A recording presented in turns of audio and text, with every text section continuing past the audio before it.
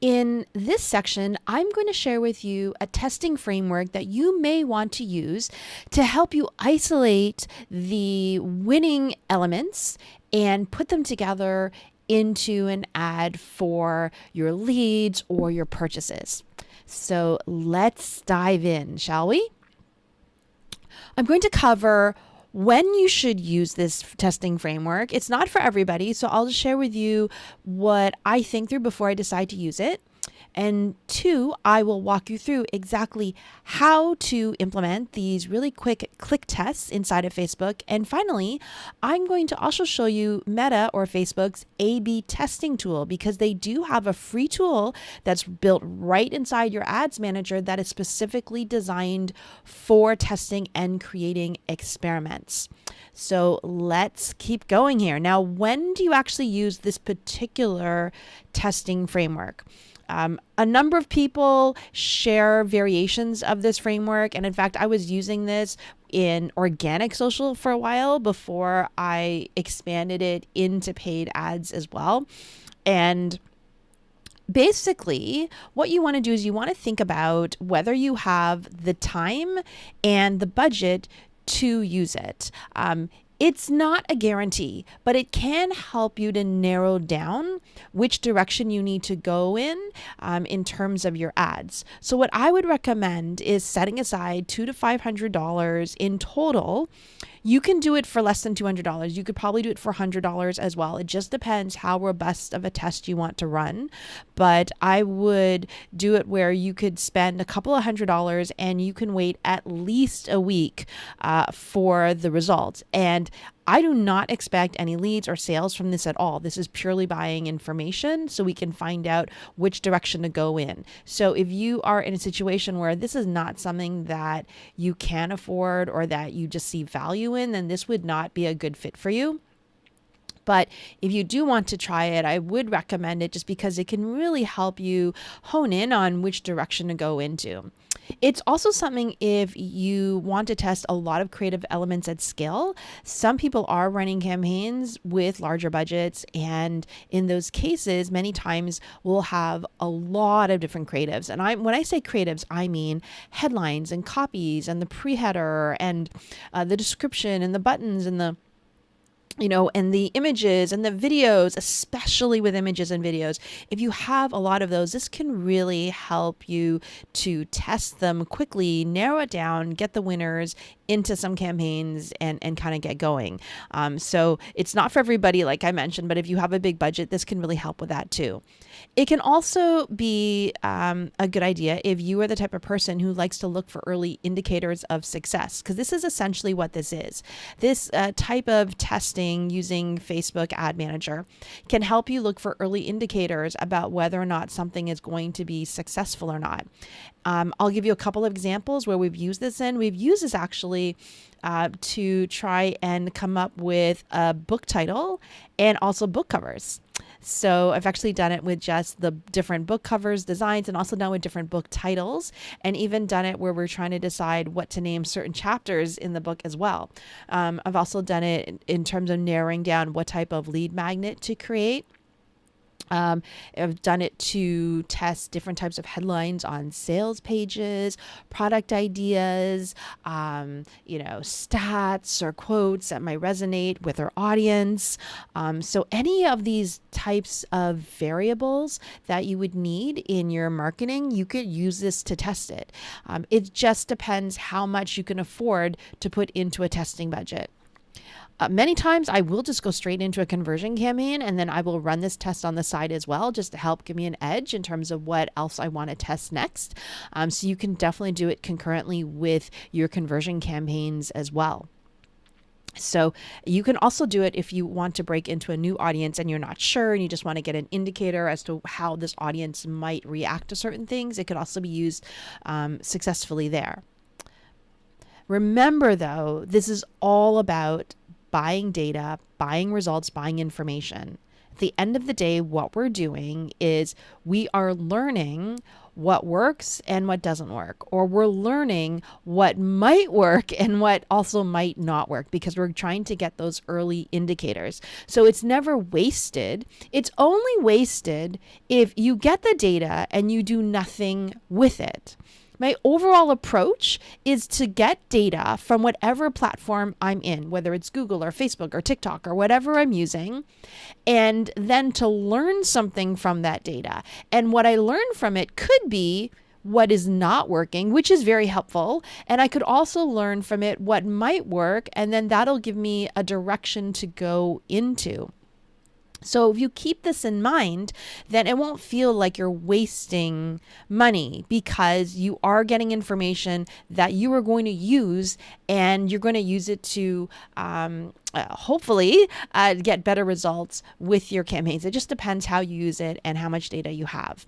So let me show you how the click tests work. Oh yes, I did want to make a note here. If any of you are into scientific testing, like this is not scientific. I'm just going to say this. We try and follow some of the principles, but it's not scientific. One of the big reasons for that is in Facebook, you really can't run extremely scientifically accurate tests, even when you're using the A/B test tool, because Facebook's constantly deciding how it's going to serve up your ads to people. And it's impossible to duplicate exactly all the conditions. So we're going to control what we can. And what this really is about is, as I mentioned, it's buying data from Facebook and it's giving us indicators, but it's definitely not a full-fledged scientific approach. And a lot of times too, when people are doing testing, there's a debate around what is enough testing, like what is significant. And there are basically two different streams of thought. One is you need a lot of information. You need maybe like 5,000 clicks, or you need like 1,000 opt-ins or something like that. Like you need a really big number in order for it to be quote unquote significant. My approach I tend to go on the other side, whereas I don't think you need as much. There are statistics and principles and things that go way beyond what I know that support either side. But I have just found that I can do rapid testing with smaller numbers, and I haven't seen a huge difference when I let it run for longer. And that's really the only reason. So I want to try and get results quickly. So that's why I tend to stick with smaller numbers. You can use these tests and do whatever you feel comfortable. Like you can run it longer. You can spend more money if you want to for whatever you feel most comfortable. The way that I'm going to show you is just doing it rapidly, because again, this is not a scientific test. I'm just looking for indicators to give me a leg up in terms of which way to go. So with that said, let's dive in, and I'm going to show you how to actually deploy this testing framework. Now, the first thing I'm going to do is I'm going to actually dive into Canva. Again, you can use whatever design tool you like. And this is not a lot of design, by the way, but let me jump into Canva to show you what we're going to do first. So I'm going to use headlines as an example of what we're going to test. And I have a bunch here. Let me just go into Jasper. I have a bunch of headlines I can grab from here. In the history. So I just have like a whole bunch of headlines here. Just I was running for another example. So I can grab any of these here. So let's just say we come up with 5 different headlines and we're not sure which one we want to use. And it could be a headline that we might want to use on a landing page, on our ads, on a video, on an image. But we want to see which one of these is actually going to work and stand out for people. So what I'm going to do is I'm going to go into Canva and I'm going to choose Instagram post. So I want a square image. And there's like no design involved in this. I just going to keep it white here and just going to choose text and click add a heading over here. Now let's pick up our first one. Let's do this headline here. And I'm just going to do it here. Now I probably don't want to make it as big as that. I'm going to make it a little bit smaller just because I think it looks a bit better. I just personally think it looks a bit better on the image when it's more in the top third. You could change it to the font of the brand. So maybe this brand has, I don't know, like maybe it has this type of, I'm trying to find a nice font that maybe a spa might have. I'm not sure. But, whatever the font is, maybe it's this. Okay. And maybe I'm going to make it a little bit smaller. There.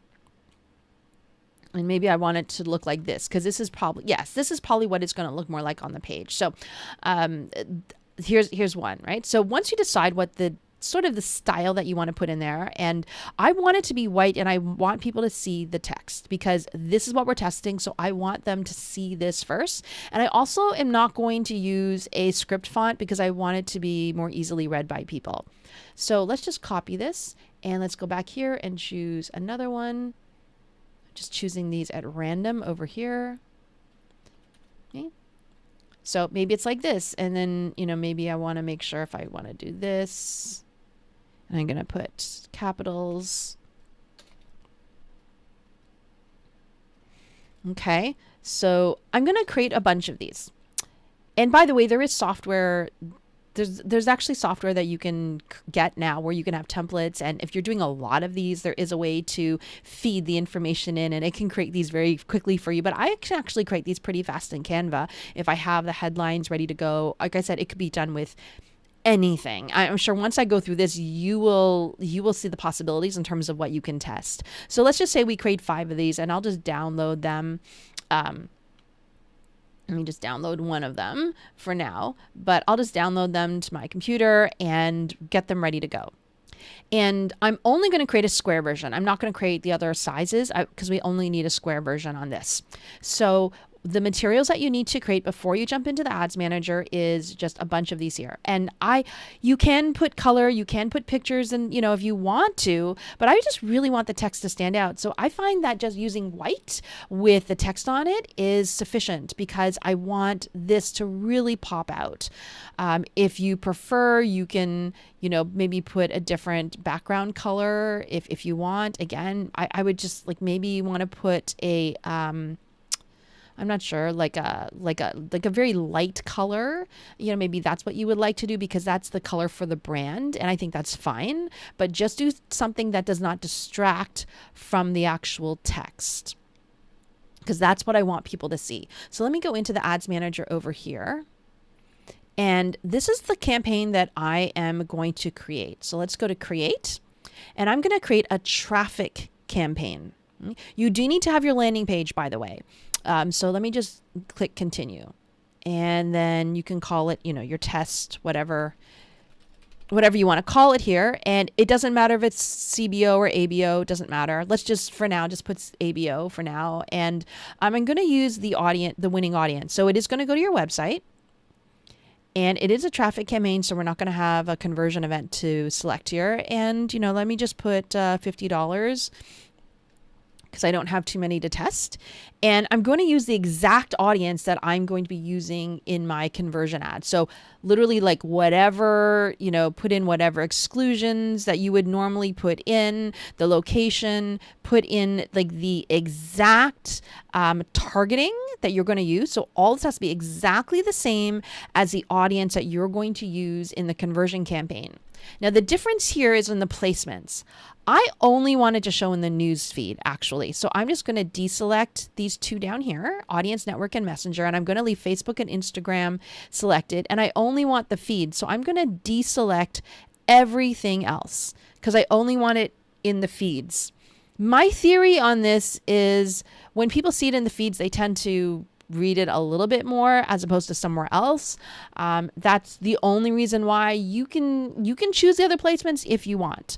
But for me, I want to put it somewhere where I know that somebody has a greater likelihood of just actually paying attention to it and making a click, because we're going to measure how people vote with their clicks, basically. That's how we're going to measure how effective this is in terms of clicks. So that's what I would like to do here is I just want to get in a place where I feel like there's a little bit more intention when people interact with something. And in my experience on Facebook and Instagram, it just tends to be more in their feeds probably. So that's why I just have the feed. And I'm going to change it to landing page view.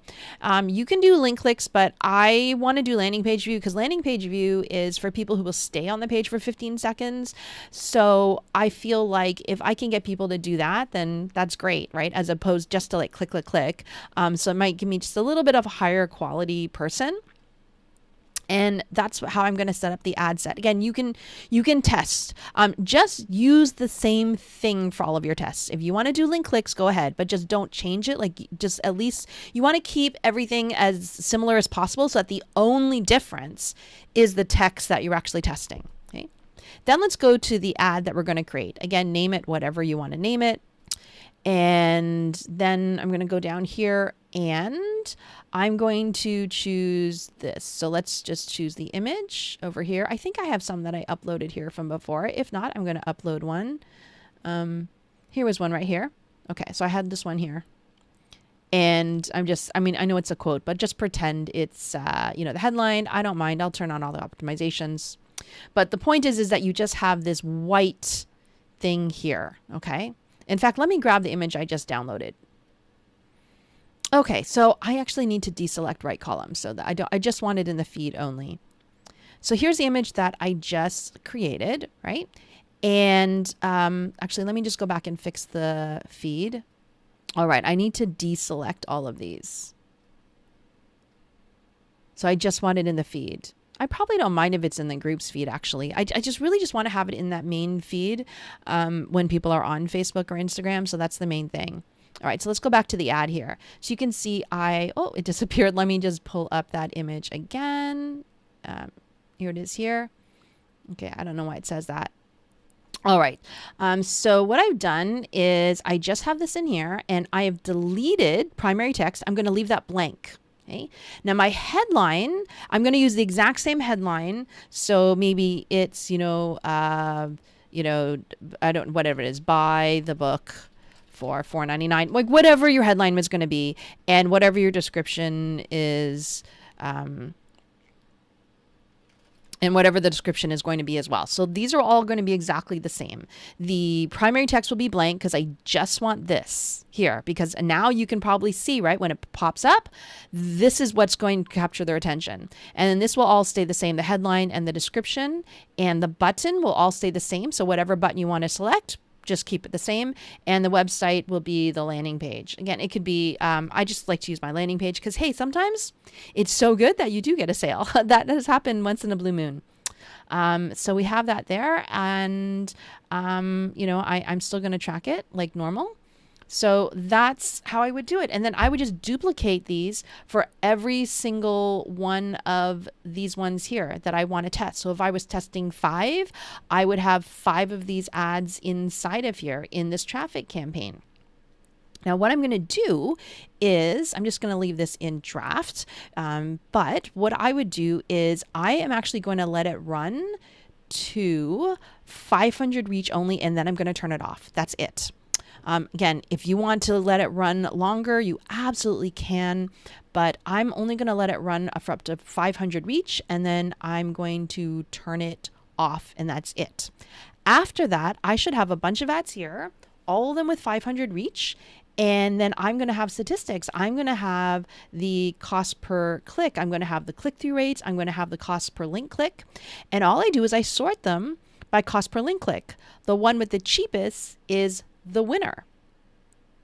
And ideally you would like it to be under 50 cents, but it really depends on your audience, on your offer, how good it is that in terms of what you're testing. So that's how I determine the winners.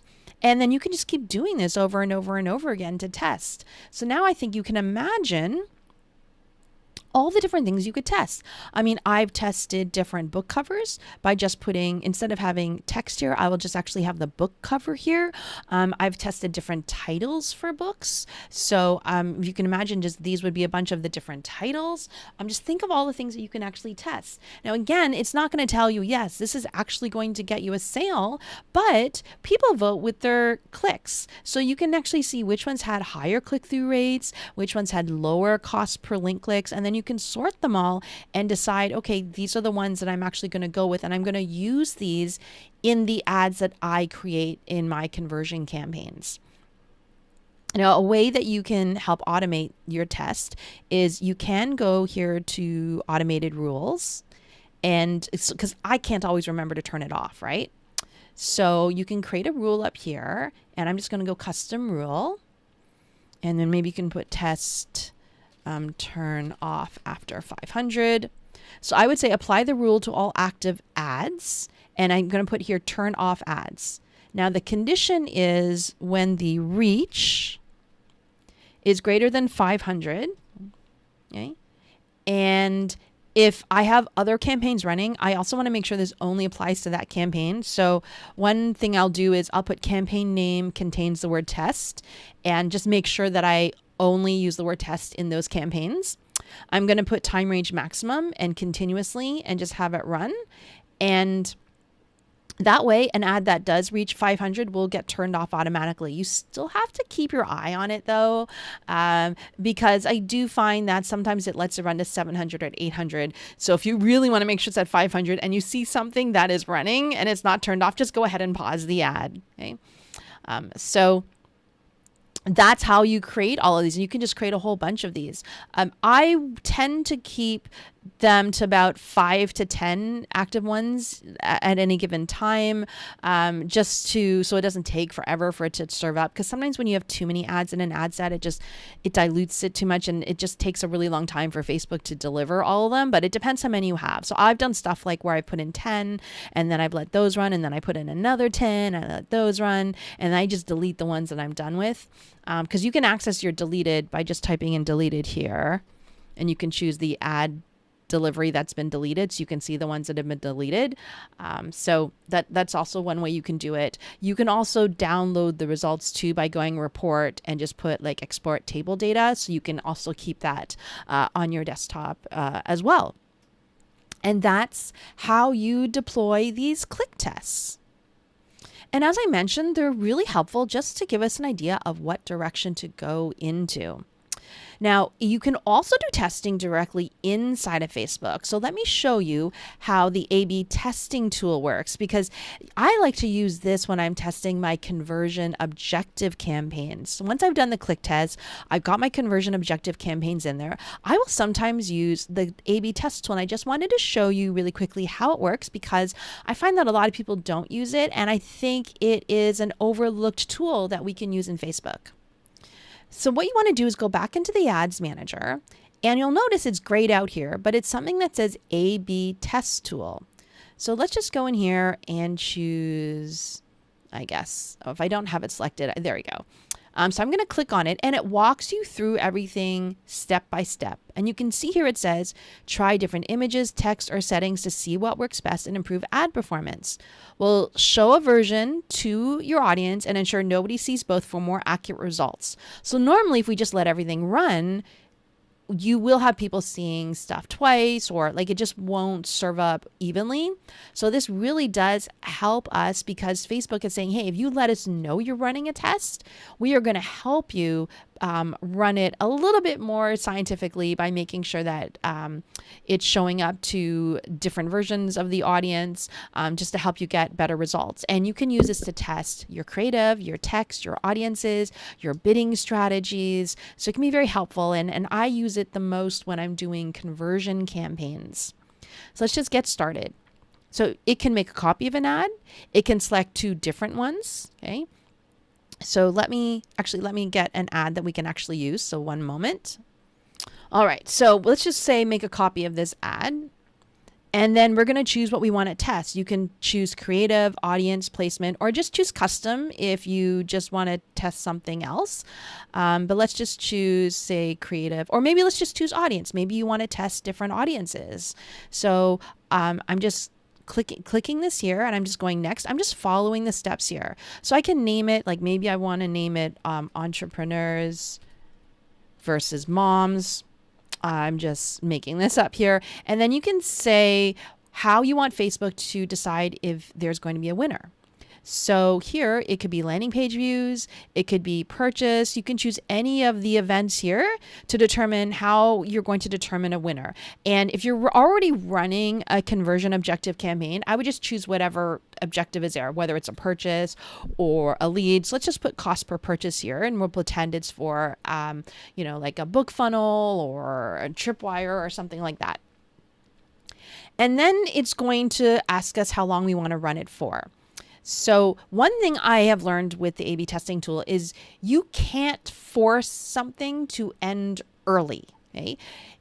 Facebook will end it early if you have this selected and it finds a winner, but you cannot manually end it. So if you're not sure about this and you don't want it to run for too long, then just let it run for a certain amount of time and that's it. You can run it for up to 30 days, but here you can just run it for a week. A week's probably good. Remember, Facebook does need at least 5 consecutive days, so you do want to run it for at least that amount of time. But you choose whatever you want to do to run it, and then I'm just going to click duplicate ad set, and it's going to duplicate it for me.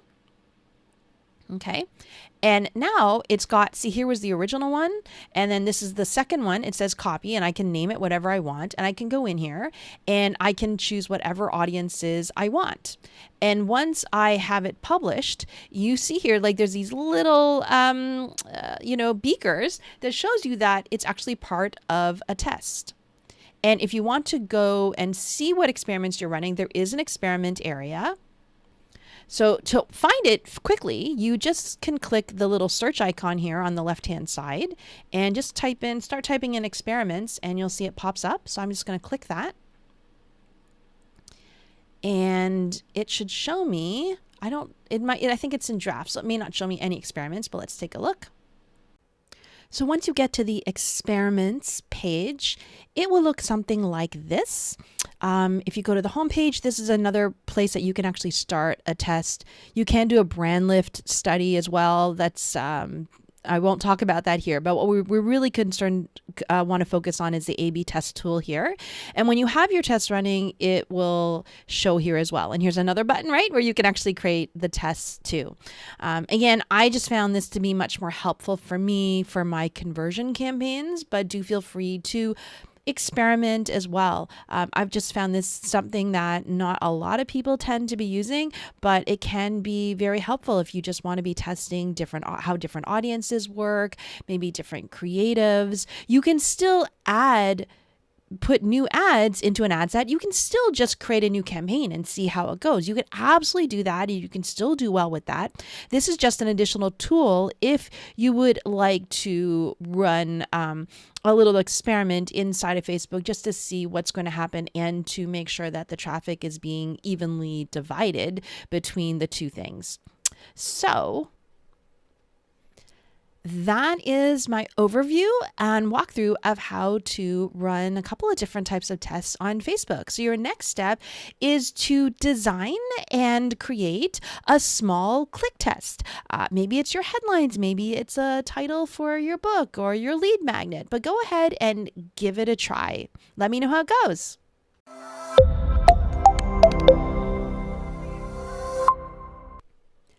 Welcome back. And in this section, we are going to go over how to optimize your campaigns. Now that you've got them up and running, how can you make sure that they keep improving? So this is going to be all about getting our bucket of tools out. What can we do to test, learn, and adjust? I'm going to give you some simple guidelines that you can follow now that you've got your first campaign launched. So let's dive in. We're going to be going over what I call rules and kill switches, and I'll give you some simple ones that you can do for your brand new campaign. I also want to talk about the learning phase. What is it? Why should we actually care about it? And why is it so important in Facebook? And then finally, I'd also like to show you something that not a lot of people take a look at, but which can give us some really good information, which is the inspect tool. So let's dive in. Rules and kill switches are helpful. We do want to have a balance though. I don't want to have too many rules and too many kill switches so that we are over optimizing. And by rules and kill switches, I mean just some guidelines that will say, hey, this is when I'm going to keep an ad on. And a kill switch is when I'm going to turn an ad off. The main rule to remember is above everything, only turn on and off ads. Don't turn on and off ad sets and campaigns frequently. It's not like a huge difference, but It does reset a lot more if you are turning campaigns and ad sets on and off versus ads. It's more natural, right, to be turning ads on and off as opposed to ad sets and campaigns.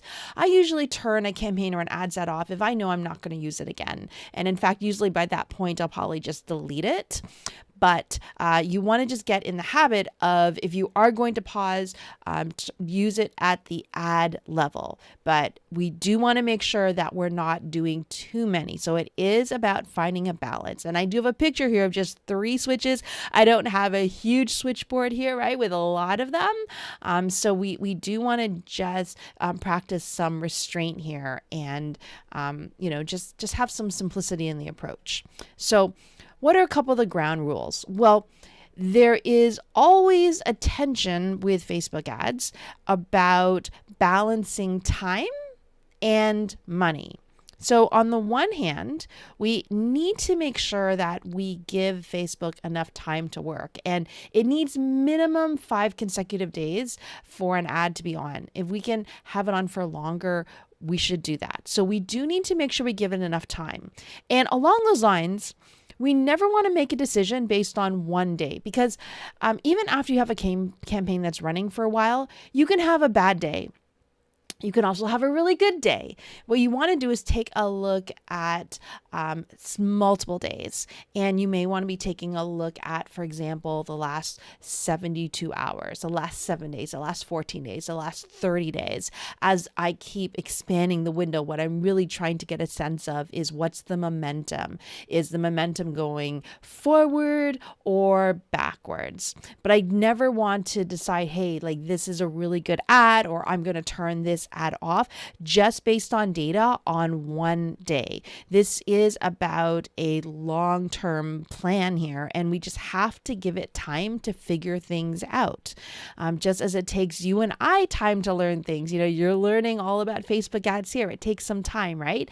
So the Facebook algorithm also needs time just to figure stuff out with your campaign.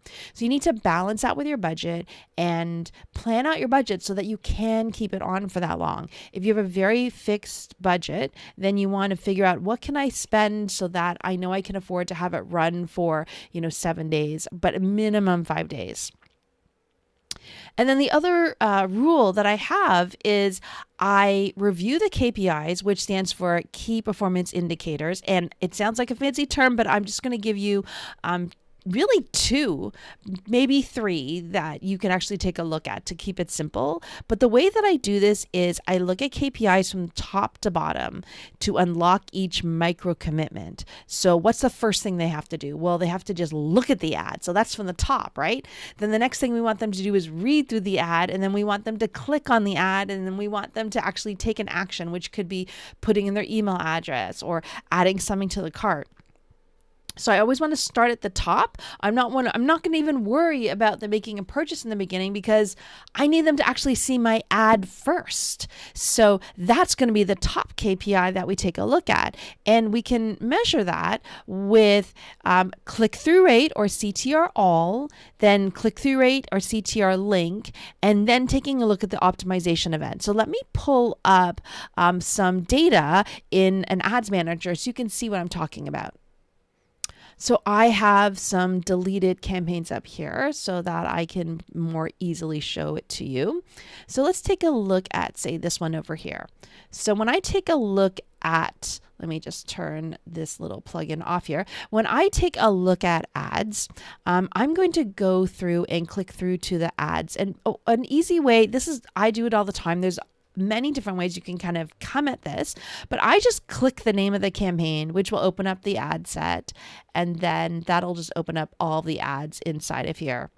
And these are way too many ads. Like, these are older ads, so I don't run this many ads anymore inside of an ad set, just letting you know, but I just wanted to show you this here for demonstration purposes. So I like just to go over here. I'm not even creating a custom view. I just like to choose performance and clicks.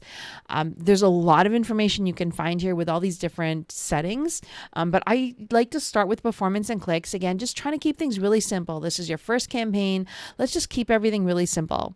So with performance and clicks at the ad level, let's actually scroll through here and let's find the first, that's CTR.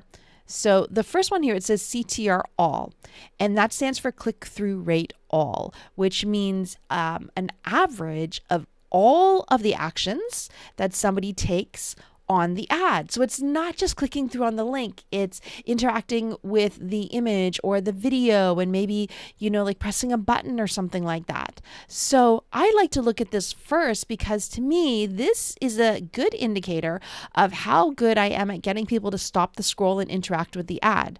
So if you have a very low CTR all, you need to fix that first because you could have the best ad in the world, but if nobody's stopping to look and interact in it, then it's useless, right? So I want to take a look at this here, and these are actually pretty low numbers. I would like to see a 2% or higher number, and I'm showing this to you to show you, hey, sometimes I run campaigns that do not work either, but I want to try and get a higher CTR all because I think I can get 2%. I mean, I've gotten somewhere, it's 5% or 7%, so you want to get that nice and high here for the CTR all. And then I'll take a look at CTR link click-through rate. So that is that is click-through rate for the actual link to the website. And that will tend to be lower than your CTR all. And this is the people who actually click through to the website. So these are also very, very low. And what I want is 1% or higher. You may not get it, but you want to try for it. So you want to try at least 2% or higher here, and then 1% or higher over here. And those are the two main ones I look at in the beginning just to see what is happening and am I on the right track. Now, overall, if these numbers are bad, okay, and you are getting leads or purchases or whatever it is at the price point that you want, then keep the ad on. Do not turn it off just because this data is not at the levels that we want if you're getting results, okay? Because you can work from that. But if you're getting results, you want to stick with it and let it keep going, and it could improve over time. After you've looked at those two, the other thing I take a look at is the quality. And this is harder to improve, but the quality ranking, engagement ranking, and conversion ranking will give me an idea of how well I can perform in the auction. So the higher quality, if you have average or above average, then you'll get better placement in the auction because Facebook sees your ad as a higher quality ad, right? So it's going to be a better experience for their users. So they're going to look upon you more favorably. Whereas if you have below average rankings, then it's going to cost you more to be in the auction because you're just seen as, not as desirable to be in there. So I take a look at that, but I really am focused on those two click-through rates, CTR all and CTR link, just as a really good indicator to me of what's happening. The last thing I look at is the results. If you're getting 0 results, obviously that's not desirable. And if I'm getting some results, I want to know what's my cost per result. Is it too high? Is it low, which means it's good? Let's keep going with this. But if it's too high from what I want, then I just have to keep working at it to improve it. And from there, you have to change a bunch of different things. It could be the headline, it could be the creative, it could be the copy, it could be your audience. Maybe you're sending the wrong people there. So there's a number of different things you can look at when you're optimizing over here. But I would just recommend that you keep it simple. And as I said, let it run. Let it run for the 7 days. Then take a look and figure out where are we at, and then start to make some decisions. So once you know what you're looking for when you want to optimize your ad, then you can start to put in place a couple of rules. And I would recommend in the beginning just to run these rules manually and not try any automation, and also just to test some out. Here are some examples, and I'm not saying to put these together all at once. You can mix and match these, but this just gives you an idea of the type of rules and kill switches that you can put together. It all depends on your budget, on your tolerance, on the type of campaign you have. And ultimately, it does matter how your ad account works, because I have found that different ad accounts have different sort of like characteristics. Some of them prefer really, really small budgets, and some of them like bigger budgets. Some of them like ABO, some of them like CBO. It's just, you'll get to know how your ad account works best. But here are some basic ones that I would start off with. Like, so for example, after an ad is running for 5 days, if there are 0 sales, then I'm going to turn that ad off. It may get sales later on, but you can turn it back on again, but that could be a limitation or a kill switch that I would set up. A different one I might set up might be after 1,000 people reach. If there are 0 leads, then I will turn that off. Again, this is if you're running a lead campaign, right? Another type of rule you may want to do, and you might want to just measure it in terms of spend. After I spent $300 with a minimum of 5 days, and if there are 0 sales, then I'm going to turn that off. It all depends on your campaign, on what you're selling, so you can decide. Like, for example, if you're selling something that's you know that you need a $500 CPA, you're not going to put a rule that says after 300 spend, turn it off. Conversely, for your books, or a lead magnet, not a lead magnet, a tripwire that's at, say, $5, you know that you're probably trying to get a $50 to $100 CPA on that, then, you're going to do a rule. You're not going to do a rule that says after $25 spend, turn it off, right? You want to give it a chance. So sort of a good rule of thumb is 3 times CPA. So if I'm willing to spend $100 per $5 sale, then I'm going to set my limit at $300, okay, for that ad. And that's how I came up with that number. So feel free to play around with these and to test them out, but don't have too many, because remember, you don't want to over optimize, but these will just help give you some guidelines. And if you have somebody helping you, then you can give them these guidelines as well. I do have a mind map where I took all the decisions that I make with respect to ads, and I placed it on a mind map that I will walk you through. This is not the only way to go through the ads, but I've gotten a lot of feedback that people have found it really helpful to have the whole decision-making process broken down into a very detailed mind map. So I'm going to pull it up, and it may look a little bit overwhelming at first, but I'm going to walk you through it. So let's just take a look at this over here. I'm going to scroll up, and what I tried to do was I tried to make sure that it was as detailed as possible and to cover as many scenarios as possible. So the first thing I have here is I say start here. And you want to ask yourself, right, the time and the I guess it's sort of like the time and the money balance here. Has it been running long enough? So has it been running long enough? I would definitely want it to be running for minimum 5 days. I put 72 hours here because sometimes, especially, for running at very big budgets and, we can get away with that, but you really do want to have it for, 5 to 7 days. And I want a minimum of 500 to 1,000 impressions, again, depending on what your parameters are for what you are optimizing for. But this is just here to make sure that we stop and say, hey, has it been running long enough? If it has not been, then just leave it alone. Okay. Just let it do its thing. Keep it going. Now, if it has been running for long enough, then I'm going to ask the next question, which is, has there been any conversions? Okay. No, then I'm going to turn it off and go to the how to optimize for the conversions. Okay. So, the first thing you're trying to do is, can I get a conversion? Can I get a lead? Can I get a sale? Whatever it is that you're looking for.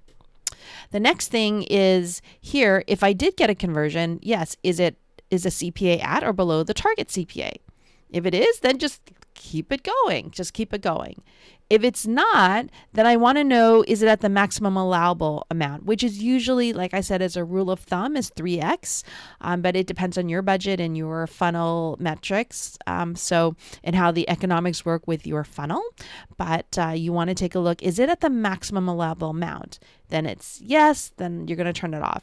No. Now you want to ask yourself, are there other ads in the ad set outperforming it? Because, maybe you have other ad sets that are doing really well, in which case, depending on what that answer is, you're going to turn it off or keep it active. So that's how this whole mind map works. It's just a series of questions for you to ask yourself.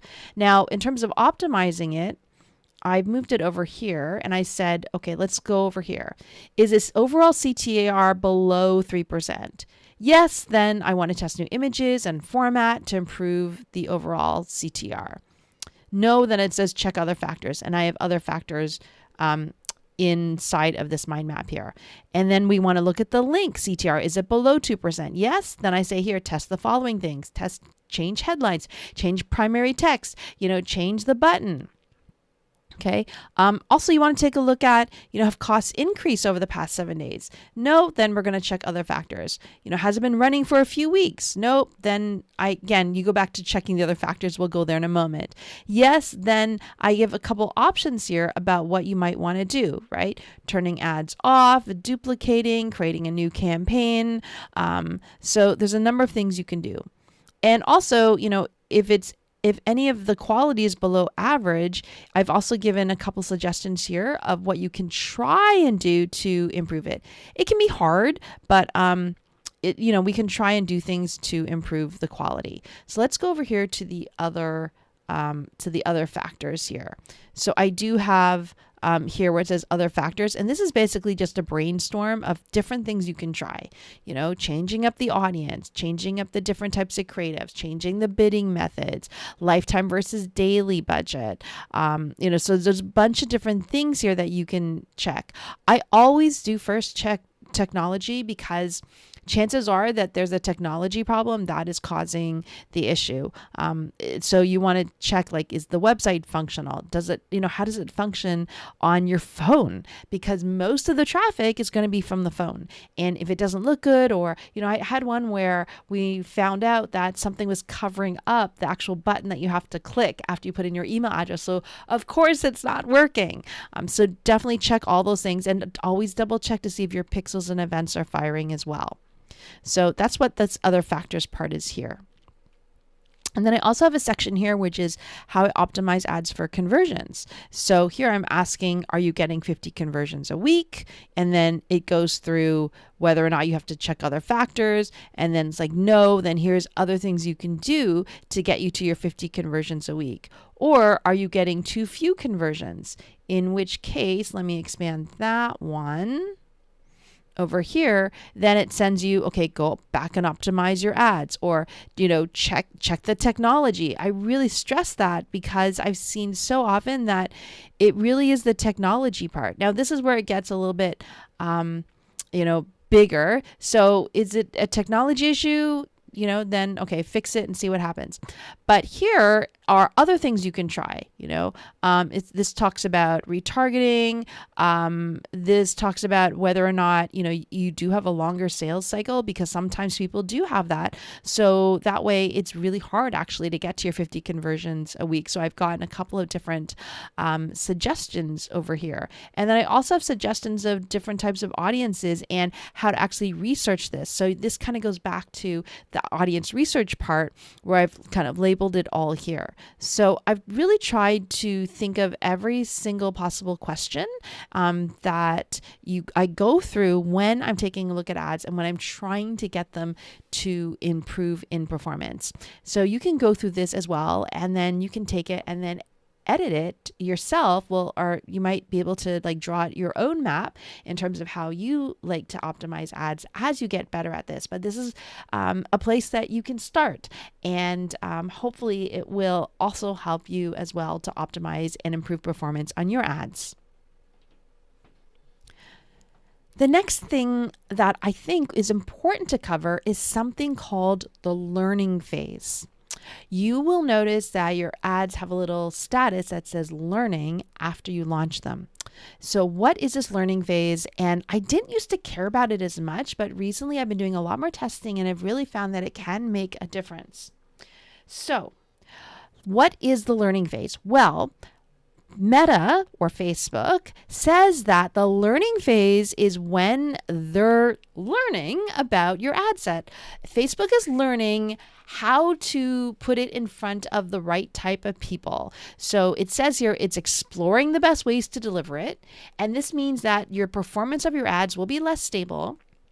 and your costs will probably be higher than anticipated. In general, your costs are probably going to be higher in the learning phase than any other time. And you also may see like a lot of volatility, which is maybe some days you're doing amazing and then the next day you're doing really, really badly. And then it goes back up again and, up and down, up and down. So this is what can happen during the learning phase.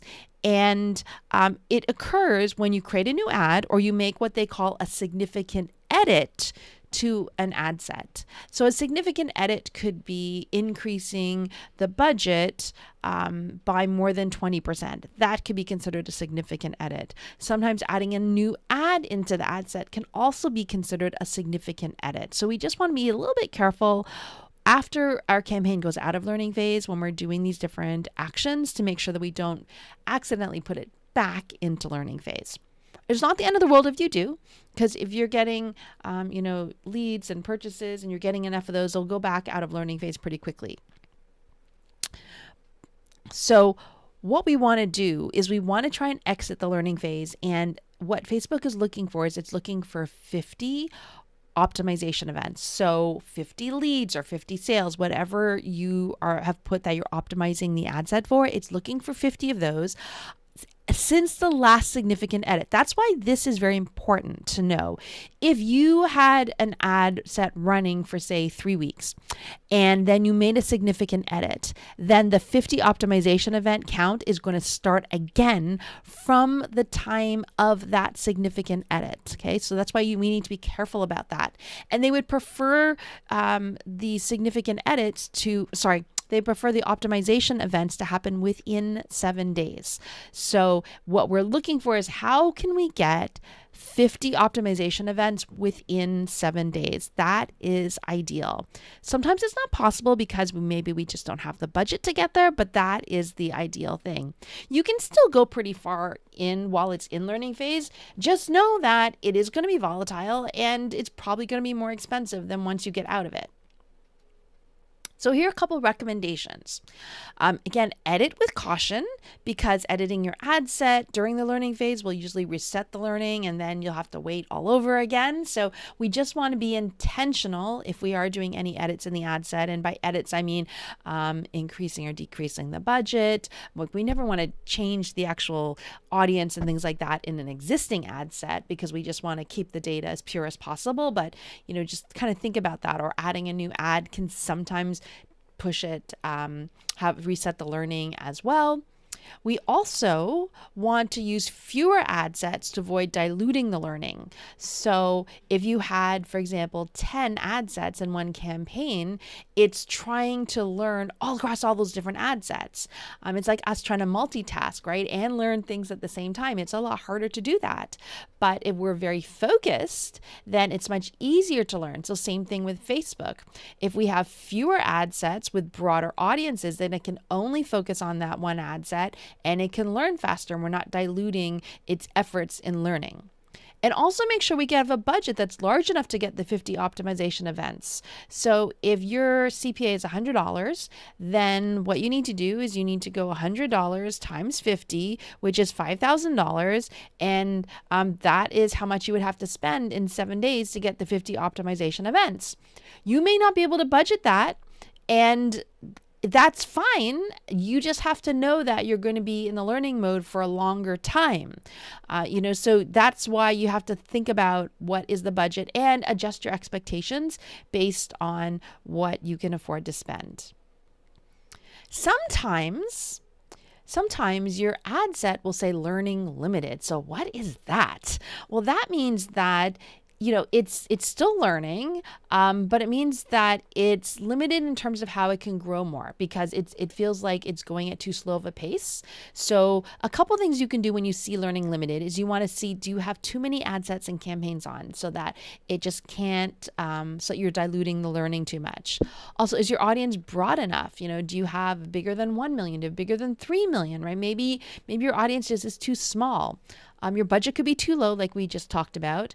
And another thing is you may have to run a campaign with a different optimization event. So that means if you were optimizing for purchase, then What you may have to do is create a new campaign and optimize for add to cart, something that's a step before purchase in order just to get it out of learning phase and like get the pixel learning more and just kind of bring some stability to the funnel and to your ads. And then once you work on optimizing that, then you can graduate into creating a campaign for purchases. And hopefully by then your funnel would be much more dialed in and you'll be more easily able to get the 50 optimization events that you need to get out of the learning phase. So those are just a couple things you can take a look at there if you see that it says learning limited on your ads. The final thing I wanted to walk you through is something called the inspect tool. And this is something that I've noticed not a lot of people take a look at, but when you go through it, it actually gives us some really good information right inside of your ads manager. So let me dive into there and pull it up. The inspect tool is available at the ad set level, and it's not available on every single type of campaign. But if you're running a conversion campaign and you do not have the A/B testing tool on, it should be available to you. So what you want to do is go to the ad set level. So again, if you're at the campaigns, you can just click on the campaign to get into your ad sets or select the tab and then just check off the ad set that we're interested in. Check one of them, not multiple. And on the right-hand side, you should see something that looks like a little magnifying glass. And if you hover over it, it says inspect. So I'm just going to click this right here. And what we want to do is we just also want to set the time period. So let me just fix the time. Now, this is an old ad set, so there's limited information, but it gives us some really interesting information that will help us at least understand the momentum of our ads. So I'm going to scroll down here. So it will show you audience competition, and let me see if I can get a date range where it can show you something. All right, here's an example I can show you here. And I've just covered up some of the confidential information. But what you can see is it gives us some really interesting information. The first one is competition. And if you hover over here, it tells you what you're seeing. So it says as a reference point, 20% is high and negative 20 is low. So I can see here with the dates how the competition is going. At first it was very high, right? 70%. And then now it's gone down to negative 20, negative 10. So it's been a pretty low competition, which is good to know. If you see your costs going up and you're going through the inspect tool, it could be that the competition is rising, and that's just something you have to ride out and wait. You can also take a look at audience saturation. So what's the frequency? And then also the first time impression ratio. The higher the impression ratio, right, the fresher the audience is that's seeing it. So you can see here it started off at 76%, which is high. And then it dropped to, 29%, which is too low. I like to try and keep it around 60%. And even I think that's kind of low. Like to me, the sweet spot is 80% to 90%.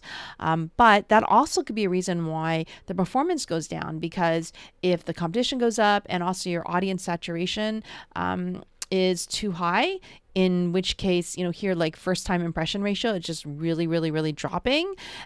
Then one thing you can do is maybe it's time to try a new audience. Something else you could do is trying to launch some new ads, which can sometimes also help with the audience saturation as well. And this will also tell if you have any auction overlap as well with other audiences, because you may have an overlapping period where it's competing against each other in the auction. So it'll actually let you know that. And then it'll also give you significant edit history. So if you're not sure if something results in a significant edit, you can actually go through the history. You can go through the history there, and then you can actually see, oh, that was a significant edit. Okay. So that's really helpful to see there too. It'll also let you know if it's in the learning phase. So this one is actually not in the learning phase, but if it is, it usually has sort of like these hashed design here, and it'll say this campaign is in the learning phase. So it'll make it very, very clear to you what it is. But a very, very useful tool here, which is free. It's inside inside of the ads manager, and it's available for most of the ad sets that you should be running. Like I said, it's definitely available when you have a conversion campaign running. If you have an A/B test running, it won't work. And I think if you have dynamic creative, I'm not sure if it works, but just really helpful just to understand what is happening and what factors could be affecting the performance. So if you can see competition is high, for example, and everything else looks good, it could just be an indicator to, okay, you know what, I just need to wait this out. We're just having a bad week, and then see if the competition does go down. And sometimes it's a combination of things, and sometimes it's just one thing. So now you have a foundation to optimize your campaign. So your next step is you've launched your campaign, let it sit for 7 days, and then take some of the steps here to optimize it. Make one change. Remember, don't make too many changes all at once, but make a change and see if you can improve the results.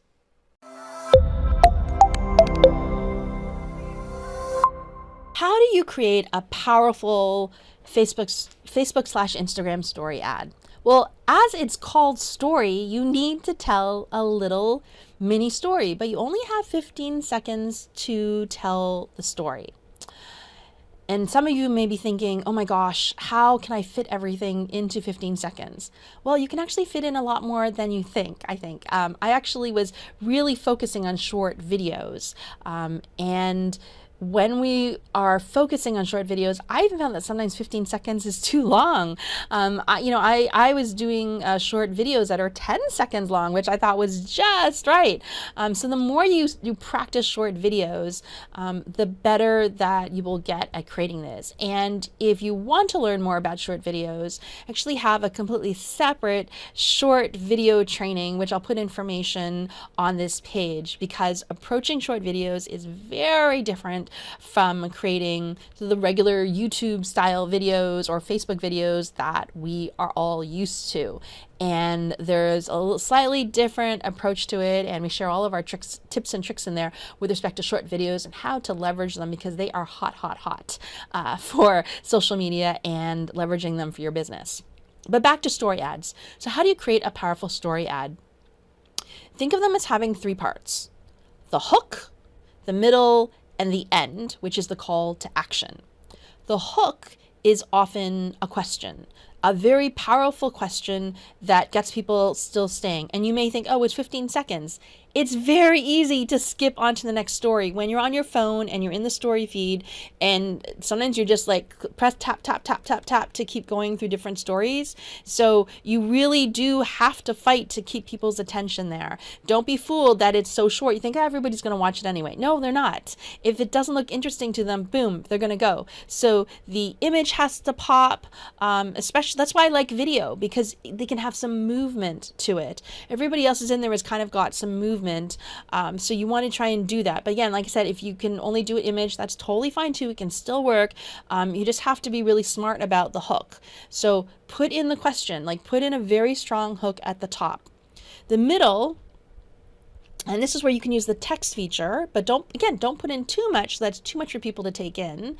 The middle is going to tell them like what it is that you want to talk about. And the end is going to be your call to action. And even though there's a button at the bottom, you want to have arrows that point down, or like a GIF of somebody pointing down or something like that that says sign up now, or get yours here, or download today, or something like that, right? So you're going to have those 3 components to that. If you think of it that way, then your story ads will be much more compelling than as if you just put up a picture. Like, here's a picture of my planner, or, here's a picture of somebody watching a computer, apparently attending a webinar. Okay? If it's a webinar, then great. Like, put in information about like the title of the webinar, when it is it free, is it paid, and then what to do to learn more. Okay? And so you want to just really make sure that you practice getting that in place. And once you start working on it, like I said, I think you'll find that 15 seconds can be kind of a long time to say stuff if you just keep whittling it down to just the bare essentials. And what can you use to create story ads? Well, there are a lot of them there are a lot of apps on your phone, and I'm going to show you some. I apologize, I do not have this set up on my computer on a feed here, but I'm going to give you a few, and what I'll do is I'll try and come up with I will record a video on my phone and then I will post it down here as well. So I like to use templates. Okay, I don't like to reinvent the wheel, and there are a number of different apps that I use on my phone to create stories. If you don't like to work on your phone, I understand that it can be frustrating. I get it, but there's actually some really cool apps that make it really easy. One of them is InStories. I don't know if you can see it very well, but InStories has a lot of different templates. If you can see it. They have a number of different templates. I love that they have movement to them. They look professional, yet natural, and kind of that will fit in with the platform. It is a paid app, but to me, it's been worth it. And you can just pay for it for the month, use whatever you want to, and then just leave. But they have so many different options on here. And I'll have a separate video that will walk you through all the options there. Another one is called Super 8. You can just upload your image and it'll find the best layouts and throw it in there for you, and it has like areas for headlines and things like that. Although InStories, I just think the stories there are just more beautiful. Like they just look more professional to me. Oh my gosh, there's so many more. You can also do them in Canva as well. So you can just go into Canva. I'll open up Canva here so you can take a look. And Canva, I have the paid version, but you can also get the free version, and you can just click here, click Instagram story. And they have a lot of different templates that you can use. Some of them are free, some of them are paid. And you can just choose one that you think might work best for your whatever it is that you're promoting. So I have Pro, so it gives me a couple other options that I can use. And here it is 5 seconds. You can see here the animation is just to pan to come over here, but you can choose something else. So it can just be like this. I can make it longer, like I can make it 15 seconds or 14 seconds right under. Okay? And you can have it kind of do this, and then know that when you upload it into Facebook that you can add in the text and things like that. And then with Canva, it's easy just to move stuff around, whatever it is that you want. Okay. And if you don't like that one, there's other ones here. So, this can actually be pretty easy just to create something, a really quick Instagram story ad. Maybe it's like this. You have a product, you have the picture back here, some of the benefits. You can then just click animate, choose what I want. And then it's 14 seconds. So again, that when you upload it, you can put a poll, you can put text, you can put a bunch of stuff on top of here just to make it much more interactive and tell the whole story. Okay? And the story can sometimes be, hey, like new product alert, right? Then, something about it, and then, on sale today, right? Or something like that. So it can just be like really, you want to just think like what's really quick, okay, that, I can get across in a story. Again, think beginning, middle, end. If you're really good at writing and you're really good at literally creating a story, you could. You could even be giving a testimonial in here. It could also be somebody talking for less than 14 seconds.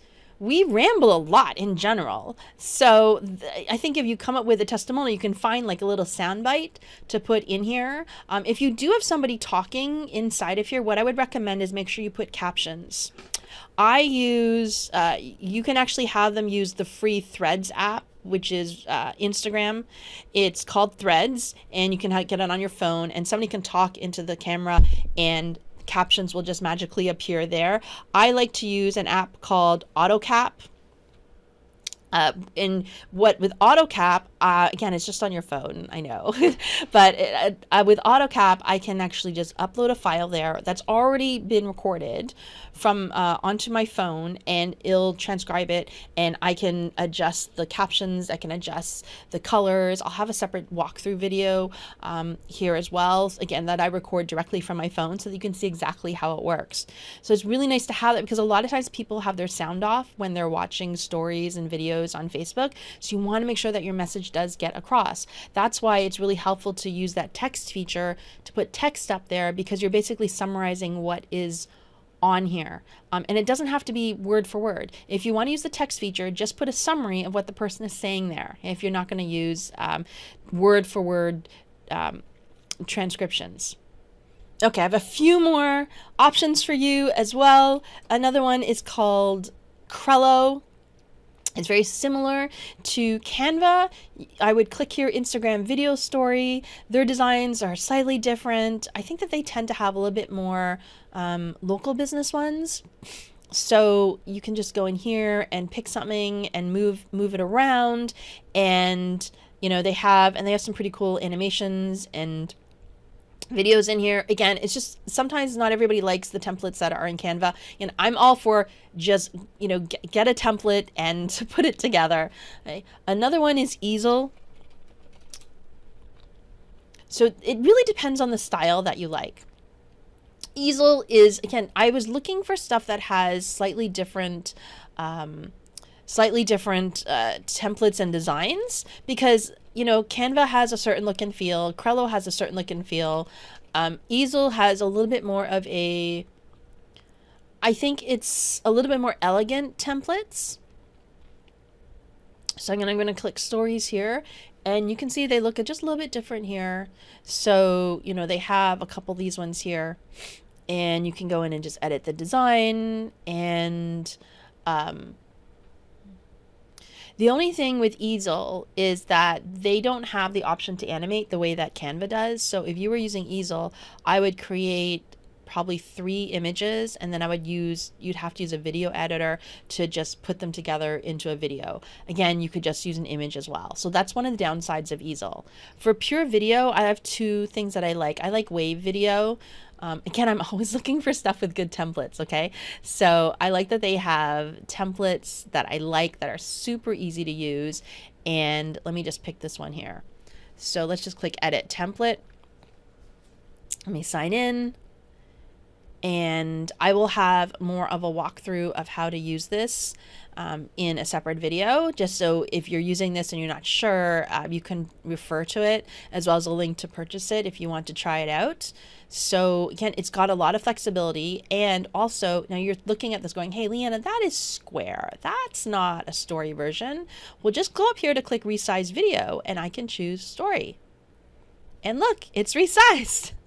And so I can change the colors. I can change, I can change the text. I can move it all over the place. And you can see here, it's got several different text here, and then it's got the sound. It has like other, again, here I like is that also I can add stickers. So if you noticed, I couldn't really add these types of stickers in the Facebook Ads Manager, but over here I can click Giphy, and I can put the type of, like if I put swipe up, which happens a lot on Instagram, but will not going forward, since Instagram is, as of the time of this recording, going to is removing the swipe up in stories. But in any event, a lot of these happen.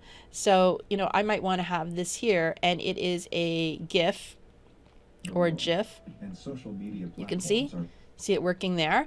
And again, it looks very native to Instagram. So that's what I really like about Wave Video, because they have this option here. And then I can just download it and upload it into my ad. You could also use Promo. This will be the last one I recommend. And Promo also has some really great video templates. They are a little bit more constrained, I find, than Wave. But sometimes that's a good thing, because sometimes you don't want to be able to make changes. You just want to put in the information and just go. And you can make very professional videos here too. So what you want to do is just pick a template. I'm just going to click Customize. And again, you can resize it to whatever size you want. What's nice about it is when you can resize it, you know, you can, I'm just going to go hide these tips. You can resize it and say, okay, now I've got, if this is working, I can have a square version, I can have a story version, I can have a horizontal version, and you just really have to do it once. So, you know, here is just, again, I'm not going to go through it in detail at this part of the training, but you can change whatever you want and then download it. It's got royalty-free music, and they also have some pre-designed outros as well. So you just choose which one you want. And all you have to do is just double click here or click once, and you can just put in all your information here, and it just shows up and it just looks good.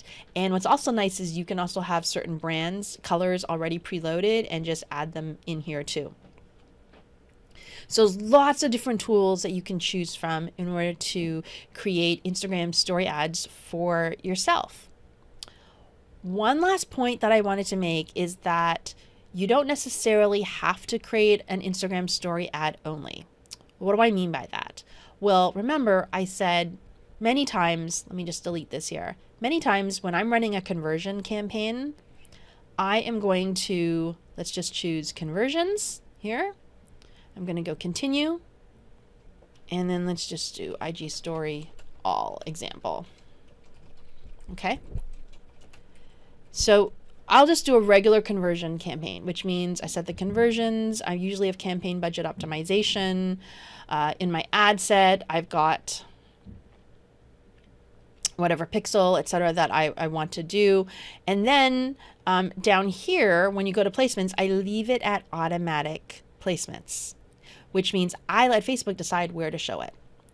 Now you may be thinking, Leanna, where are you going with this? So hold on, let's go to the ad. Okay. And so let's just add this here. So I'm just going to keep it at single image or video, just a standard ad. And under primary text, literally put whatever I want, what I want for the headline, what I want for the description, choose whatever button I want. And then I'm just going to put in the website. Okay. So I've got that all there. Okay. Now let's add creative. So let's go to media and let's add a video. So I'm just going to go in here and I'm going to choose like a random video that I've got here already. And I'm just going to click done and let's take a look. So what it's going to do right away is it's going to upload this video, as you can see, in all these different placements. Now over here, if I pull down this arrow, I could go in and I could edit any single one of these. I'm not going to, because I find what's most easier is just to click this edit here and edit all of the square ones. So you can see here, I can crop it. I can choose a thumbnail if I want to. I'm just going to leave it at automatic. Okay. I can add text option, but notice how it says it won't show everywhere. It's just going to show on the news feed and the Instagram feed. Okay. Over here, here's the text, here's the headline, and here's the link. Down here, I can also add a poll. You know, let's put here hungry. Yes, no. Okay. Now, what's really neat under the Facebook feed is you can put URLs here for the choices, and notice how it looks very different. It doesn't look the same as the Instagram story ad with the poll, right? Because again, it's a totally different placement and Facebook's going to make it look totally different there. You can add in text overlays and logo overlays, the image like we did before. Okay. So you can have all that. And let's just click save. So I've got that there. Next, go over here. And again, you can pull down. You could go in here and you could just edit the Instagram story part. And you can also just change. Like maybe instead, I don't want that square image, that square video there because it's not going to fit. It's going to look like this, which I think is pretty ugly and doesn't look like it fits into, the whole, it just looks awkward. It looks like an ad. It looks like somebody who doesn't know how to use Instagram stories. Okay. So I'm going to choose this. So this, I think I had this one here. Here's a video that, here's an image. Actually, let me go to videos. Yeah, it is a video. Okay. So this is the video I have here and it fits. So that's why you want to create different versions of it. So then you can upload it. You've got this here. Here's where I can put here hungry. Yes, no. And it gives me the same options that I showed you before, okay? But I'm customizing it specifically for this story ad. So I'm just going to click save because we already went through that there. And you notice that we've just customized the Instagram stories. We can then go into Facebook stories and we can customize that as well. Again, I would probably do it in this order actually if I was going to change the video. I would just pull this down and I would click edit group. So continue, yes, yes, yes, and just click change. And then choose this video here and then just click save. Then I would go to Instagram stories and I would make it look exactly how I want to with the poll. Okay. And let me put it this way. And then let's maybe do something a little bit different. Let's do 15 here and let's see what it looks like. And yeah, so I can customize it still for Instagram stories, even though I am choosing automated placements. Okay. So I'm just going to click save. Obviously, you would have a video that matches everything. And then you could go in here to each individual one and customize it if you want. Maybe you need to add text overlay or anything like that. Okay, so you can do that. But just note, this is how it looks here. You can say, hey, what does it look like in Messenger Stories? Well, this is what it's going to look like here in Messenger Stories. Okay. And like I said, you can add the text overlay here. Remember, you can add more of your story and also the image. So it works exactly the same way. The only thing is you don't have that cool looking poll because it's not native to Messenger Stories. Okay. Okay, I need a display link. So let me see. I'm just putting in a placeholder there. Okay, so that's how you could use it and still take advantage of being customized for an Instagram story. But you don't have to give up automated placements, and you can just have them all run in your regular campaigns. And Facebook will love that because right now Facebook is really pushing for us. I keep getting these pop-ups say, hey, make sure you customize each placement. Make sure you customize each placement. And, you know, this isn't related to Instagram stories or Facebook story ad, but also look at the other placement too. Click edit group, make sure that it looks good because this is the horizontal one. Maybe it's, you know, maybe it's like you want to crop it so that, you know, it looks a little bit different, or like it's you know, it's not looking in the right place. This one still looks okay, so I'm just going to leave it.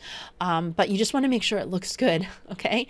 There. So check each of the placements. But again, if you can be really specific to Instagram stories and Facebook stories, I think that it could be a real game changer for you if you just get the right headlines, the right stories, and over there. What's kind of nice about Instagram stories is they're short and you can just keep testing a whole bunch of different things. It's almost like testing different headlines or just different concepts, and you know, and just kind of have fun with it. So it's a lot of fun just to test different ones. And that is everything that I wish people told me about Instagram stories. I'm going to leave you with a bonus tip. If you are working with somebody who has a very engaged Instagram and or Facebook page, and they can tell you what are the most popular Instagram stories, use that in an ad. And also give the organic team the ads that you want to run and have them put them out organically and see how well they do.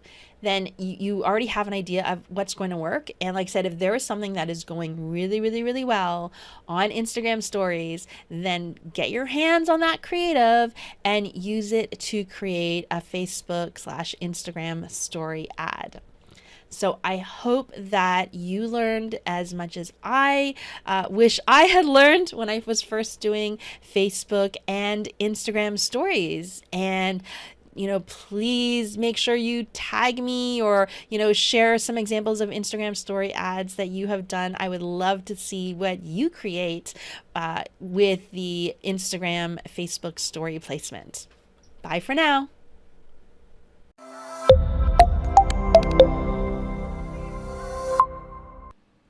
This is going to be an over-the-shoulder how to set up your Facebook ads campaign from beginning to end. So why don't we dive in? Now, you may think that we're going to start in the Ads Manager, but we are not. This is actually going to be the very last place that we're going to go to.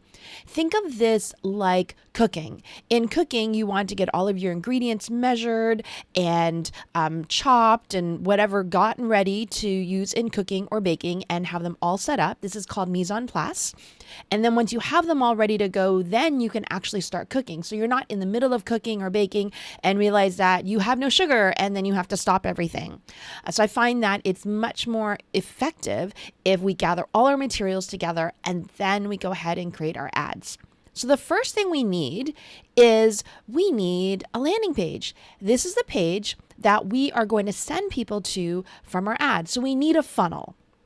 And I'm going to go to the Facebook ads library, and I chose Peaceful Profits in the Facebook ads library so you can see what kind of ads are being run. And I just grabbed their landing page just to give you an example. So what you want to do is pull up the landing page that you want to send your ads to. And what I recommend is two things. Number one, I'm assuming, by the way, that you've already gotten your copywriter and your marketer and everybody together to create the best type of landing page for your offer using whatever template or design that you find best. As a media buyer and somebody who's getting ready to run ads, what I take a look at first is I read it through for compliance. So I'm not going to go a long ways into compliance here in this video. That's not what this is about, but I do read everything through for compliance, whether it's a short page or a long page like this, because I want to try and make sure that everything is as compliant as possible, because I'm just trying to fly under the radar and I do not want to get anything disapproved, especially if this is my very first ad, right? So I'm going to read it through with an eye for compliance. And if you need to bring up the Facebook ad rules to have them right there. And if you're not sure, you can just go to Google and you can just Google Facebook ads policy, and it should pull up the Facebook standards right here. And so what I like to do is I like to keep it here, and I like to have it at fingertip access so that I can quickly review and then go back and see what I need to fix. So you can go take a look at that there. But I've reviewed many, many pages, so I pretty much have almost all of them memorized. And I'll go through and just see if there's anything that I feel like I need to change or tweak to make it compliant. Then the second thing is I'm going to double check to make sure that my pixel and my conversion events are firing properly. Even if you've already set it up, maybe you set it up last week, you always want to double check because things happen. Things stop working, things get broken. So you want to check to make sure that this is running properly, because that is key to your ads working. If it doesn't work, then Facebook can't see what's happening on your site, and then it can't help serve up your ads to people who are going to do what you want, which in this case is to buy a book. So I have the free Facebook Pixel Helper right here. And when you have your page up, you can pull it down and you can see, and this is available to anybody publicly on any page, you can see the pixel. And so you want to make sure that's the correct pixel. I know some people have multiple pixels, so you want to make sure this is the correct pixel that you want to use in your ads. And you want to make sure that this is green. If it's yellow, you can pull it down and see what the error is, and you need to get that fixed so it is green. You don't want to have pixels that sporadically fire. You want to have something that you can rely on that you know is going to fire all the time. So I check this page. Then I also check all of the pages in my funnel. So I'm going to check the page that people land on after they enter their email address. I'm going to check the page that people land on after they make a purchase. And then when I check over here, I want to see if the lead or complete registration event or add to cart or purchase, whatever the event that I've set up, I want to make sure that it's firing with green over here. So this is the quick way that I check everything. You can check things in the Events Manager if you would like to. So you can go over here, you can go to Events Manager. And once you're in there, you can just click Test Events. And what you can do is you can just put in the URL of the page that you are checking, click Open Website, and then the information will populate down here for you. But using the Pixel Helper in your browser is just very quick and easy to check. And in fact, when I am running ads, I do check every so often. You know, maybe you want to set a task for yourself, a reminder to check every week or every couple of weeks, just because things do happen and sometimes things just break. And a lot of times I find it's a technical problem. So I want to be able to catch it before I maybe have ads running for a week and no pixels working properly, right? So you want to make sure that this is all good to go before you even think about running your ads. So now that we have this here, the next thing is we want to gather all the stuff that we need to create an ad. And for that, we need our copy. So we're going to need our primary text, our headline, our description. And so you can gather that together, whether you're having somebody write it or you're using a tool to help write it. So I'm just gonna put some, lorem ipsum copy or some other copy in there. You'll have real copy that you actually have all written. And what I would recommend is to have a couple of versions of it. You're not going to use it all right away, but try and have maybe 2 to 3 versions of your copy so that you just have it ready to test when you are at that stage. But what I would like, oftentimes what I'll do to start off with is I'll start with copy from the landing page. I'll start with maybe this phrase here and this phrase, and maybe I'll put this as the headline. I'll just start from that because I find that often that it does work. So if I can get it to work with copy from the landing page, then that's just less work for me, right? And it'll help your ads, work well because there'll be alignment in what they clicked on and then what they see after they click on your ad. So that's a really easy way to get started.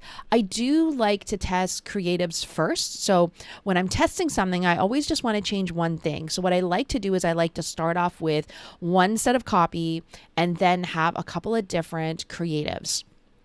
So let's jump into how I do my creatives, and I'm going to show you how I do it in Canva.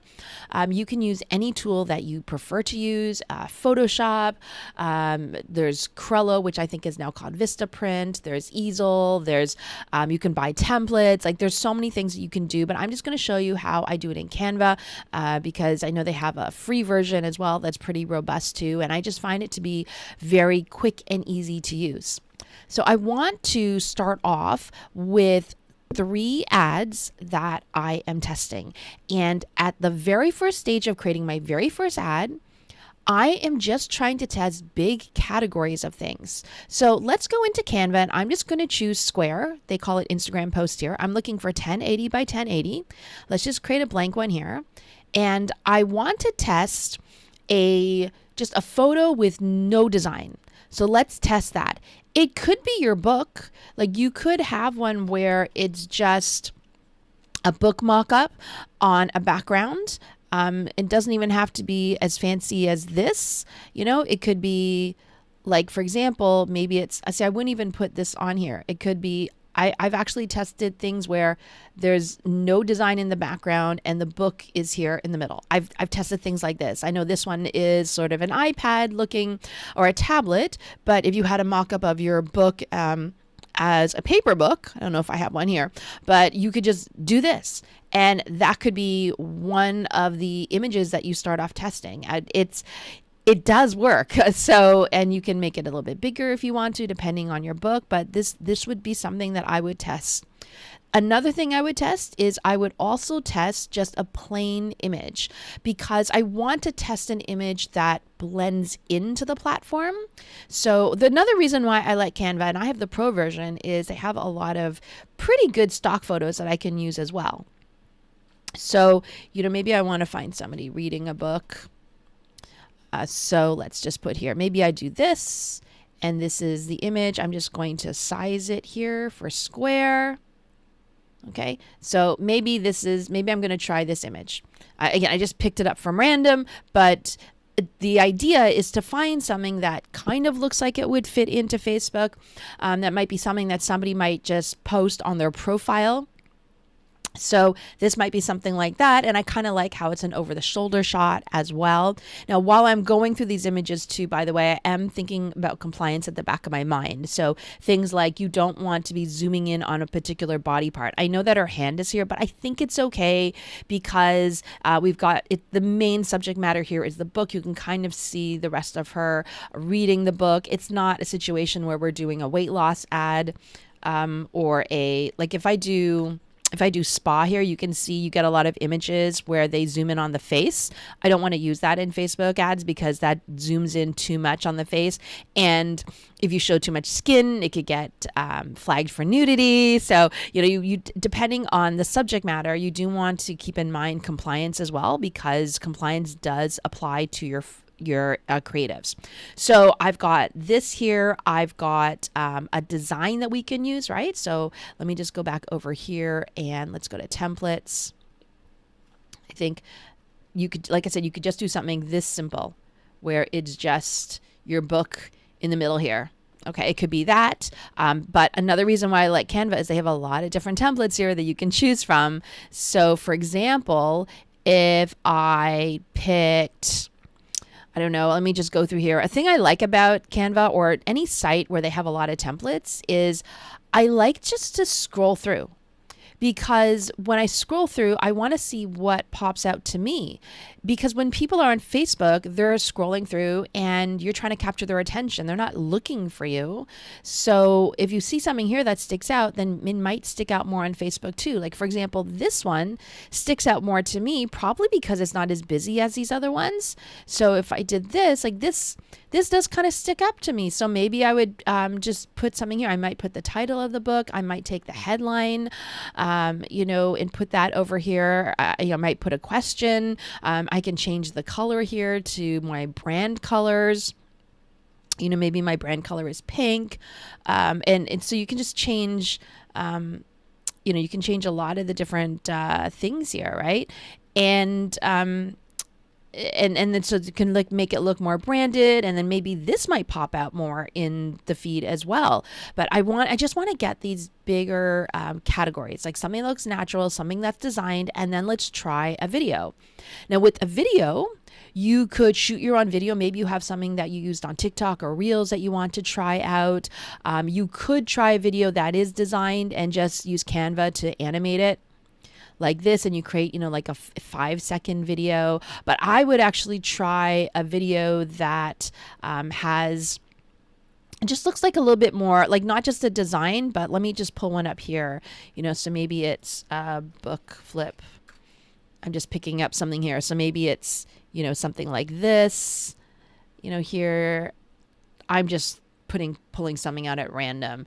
And that might be your video, and you may want to put words on top of it, which you can absolutely do here in Canva by just using the text here. I sometimes like to use the text templates that they have just because it's easy. So I've got something here and I can ungroup it if I don't want this part on the bottom, but maybe I just like, maybe I just like the big text over here, so you can have that.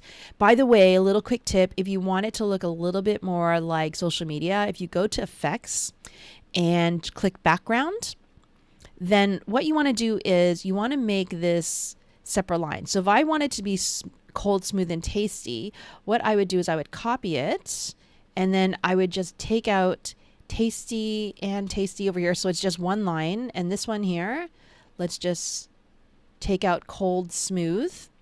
There. Now this looks a little bit more like what's on Instagram, right? And then you can just change the font, to something that looks a little bit more, that's Instagram type of font. I'm not sure. It might be this one, might look better. And then you can change the color as well. And I just found this is a nice little trick to make it look a little bit more like it is native to the platform.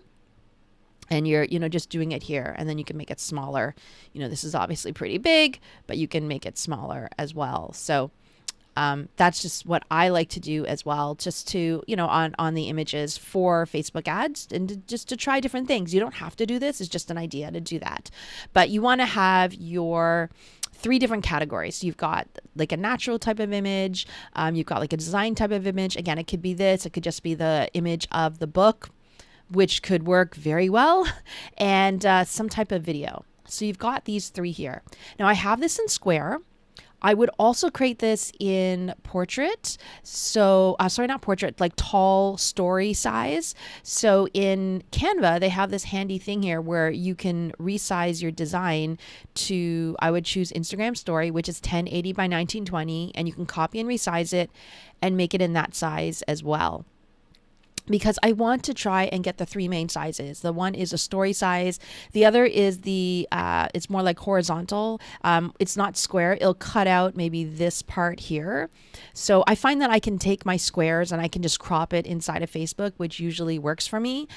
In terms of your design though, here you may want to create like a horizontal version, and you can use I've used like the Twitter size inside of here if I can find it. But it's just, you just want to have it where it's just more horizontal over here. I don't know why it's not pulling up here, but there is a Twitter size inside of here as well. So you just want it to be not square, but it's just, I don't know the dimensions off the top of my head, but yeah, I usually just use the Twitter one. So, but you just want to make sure nothing's really cut off, really is the point. But you can preview it inside of Facebook. See, I've got my creative, right? So we've got our copy, I've got our creative, we have our link, and we're almost ready to go to create our ads, okay? The next thing we want to do is create our audiences. So I'm going to walk you through the audiences that I always create for a brand new account. And you may not use them right away, but it's good just to have them here to start populating. So the first thing I'm going to do is I'm going to do create audience, custom audience, and I'm going to click website. Now, if you have your conversion events and they're brand new, you need to wait for the conversion event to fire, and you may need to wait a day or a couple of hours for them to pop up in here. And what I'm showing you here is you may go over here and then there should be a little drop down. So if you pull it down, if you have conversion events that are active, you should see lead, complete registration, purchase down here. You can see I only have page view right now for this particular pixel that I'm using as an example, but they will pop up here. You need to have them, you have to have them fire. And like I said, it can take a couple hours or maybe even check the next day.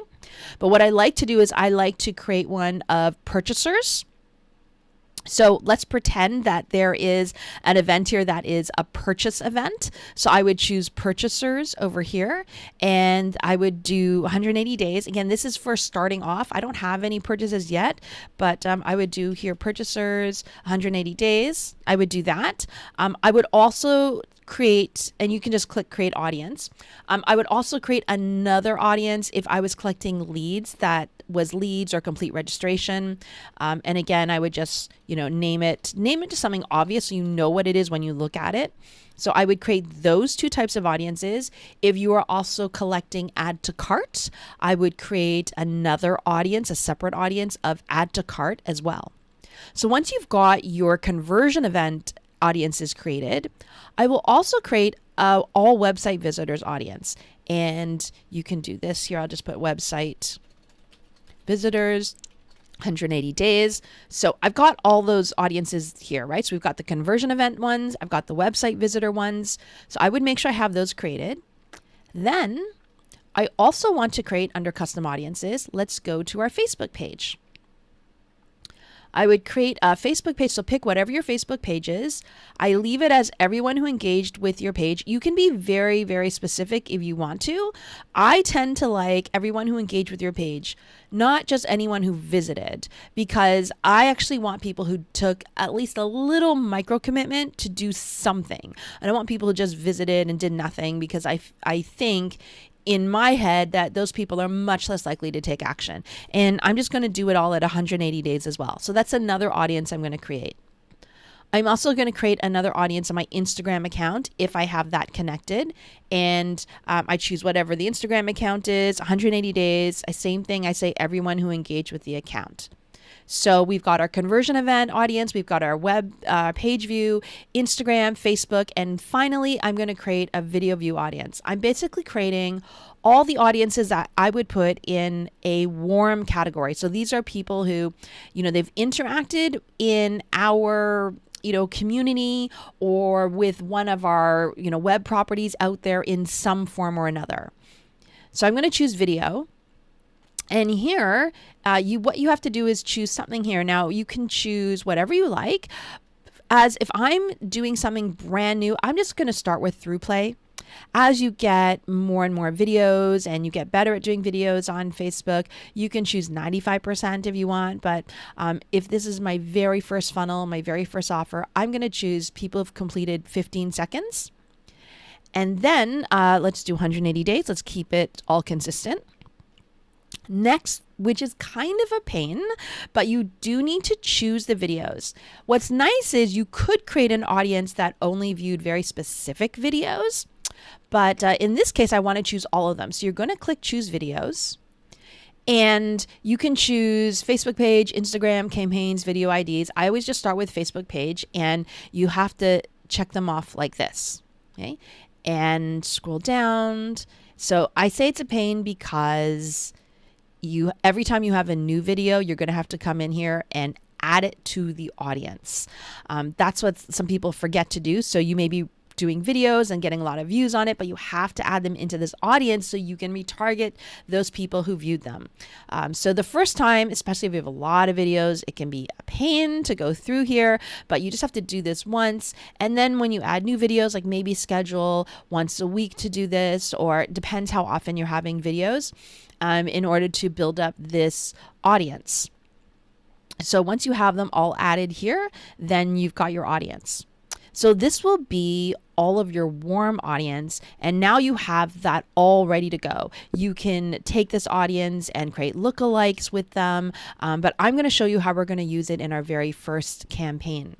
And you can see I've already got them set up here. And I create these types of audiences for every single new ads manager that I go into. If I see that they're not in there, I go ahead and create it. And then as you get a lot more traffic, then you can start creating audiences that have smaller time frames.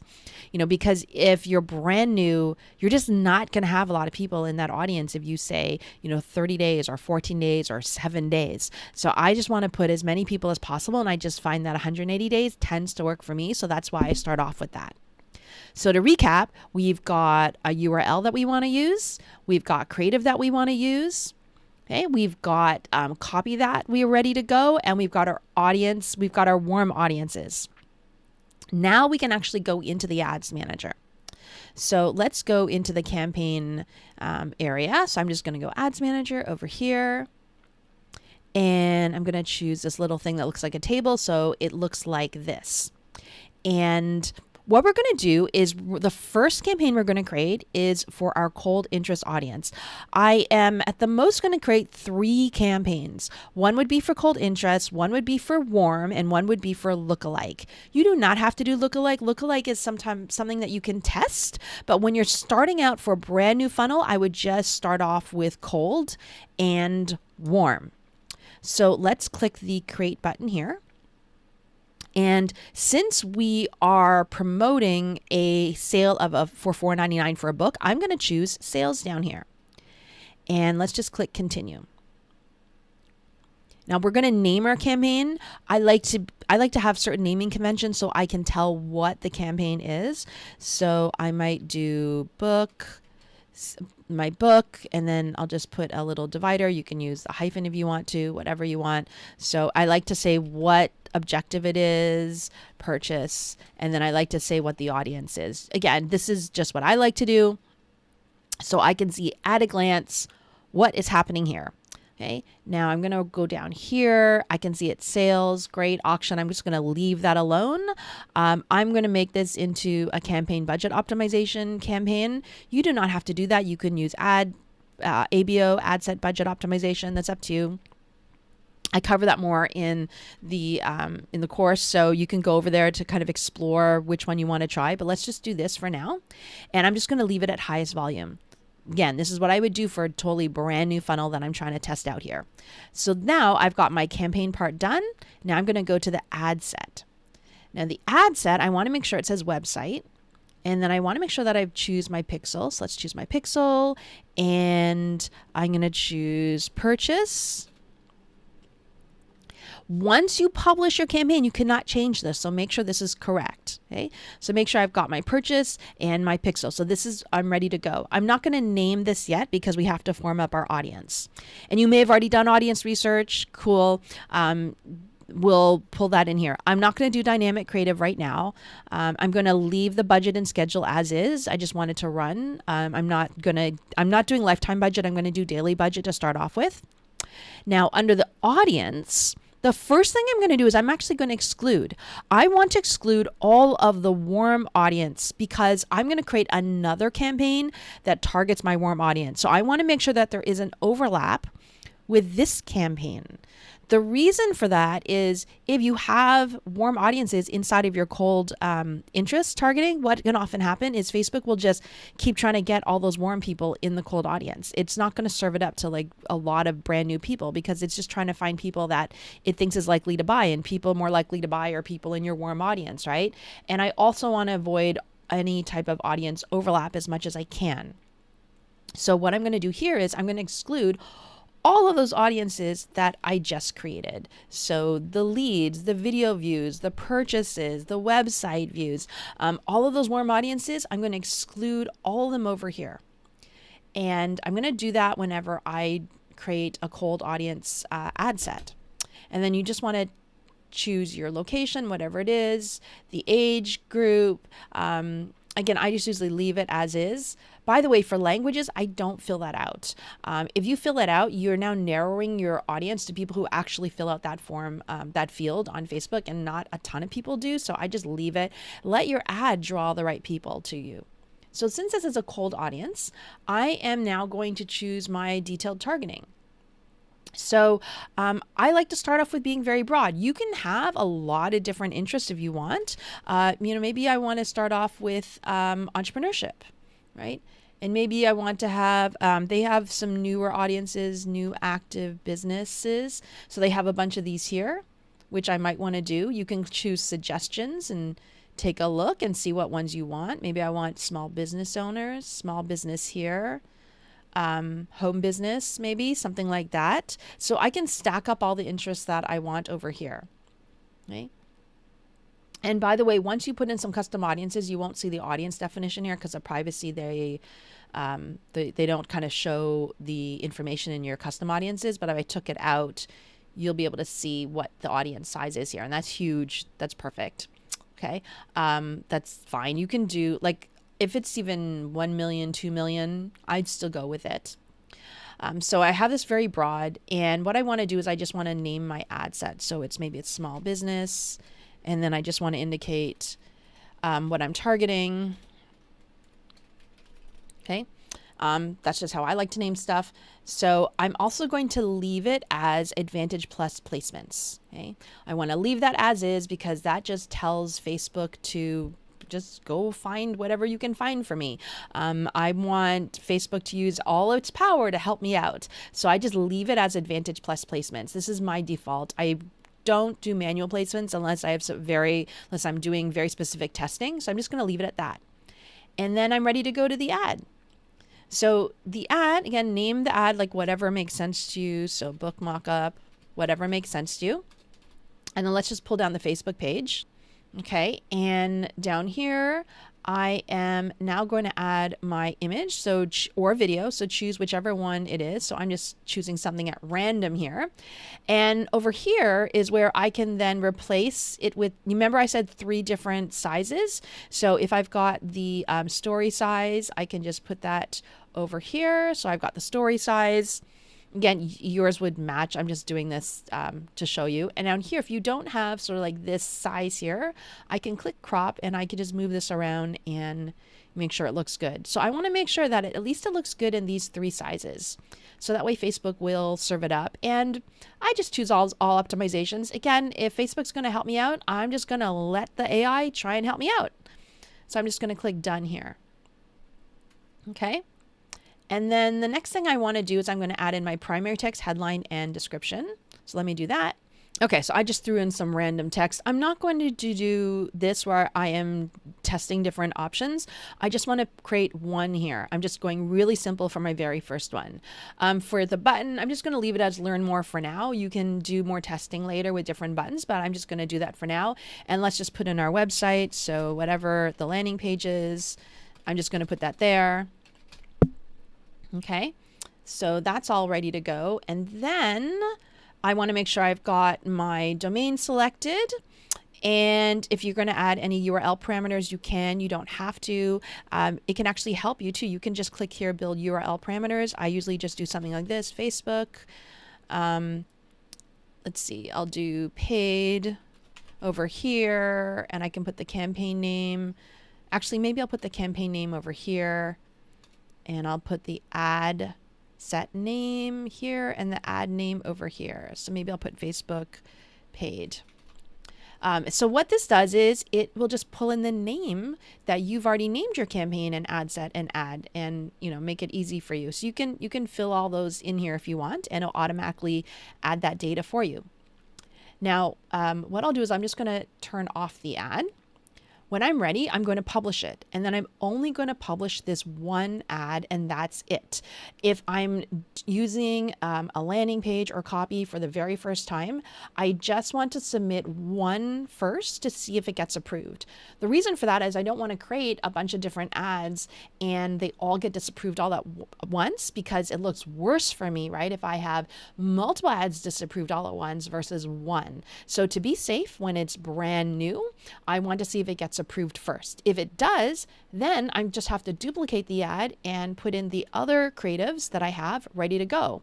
So what I will end up with is and I'll turn them on, but I'll end up with one campaign that's cold with one ad set inside of it and 3 ads here, and each ad will have a different creative, right, from the ones that we created here. And that's how I would create my very first campaign.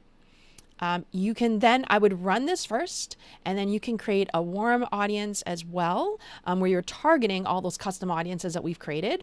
But this is the one that I would start off first for your funnel, and you just have to then work at it in terms of getting this campaign to convert. So there you go. We went all the way from just having the landing page, which is the one that we selected here, to creating your ads and getting your ads up and running.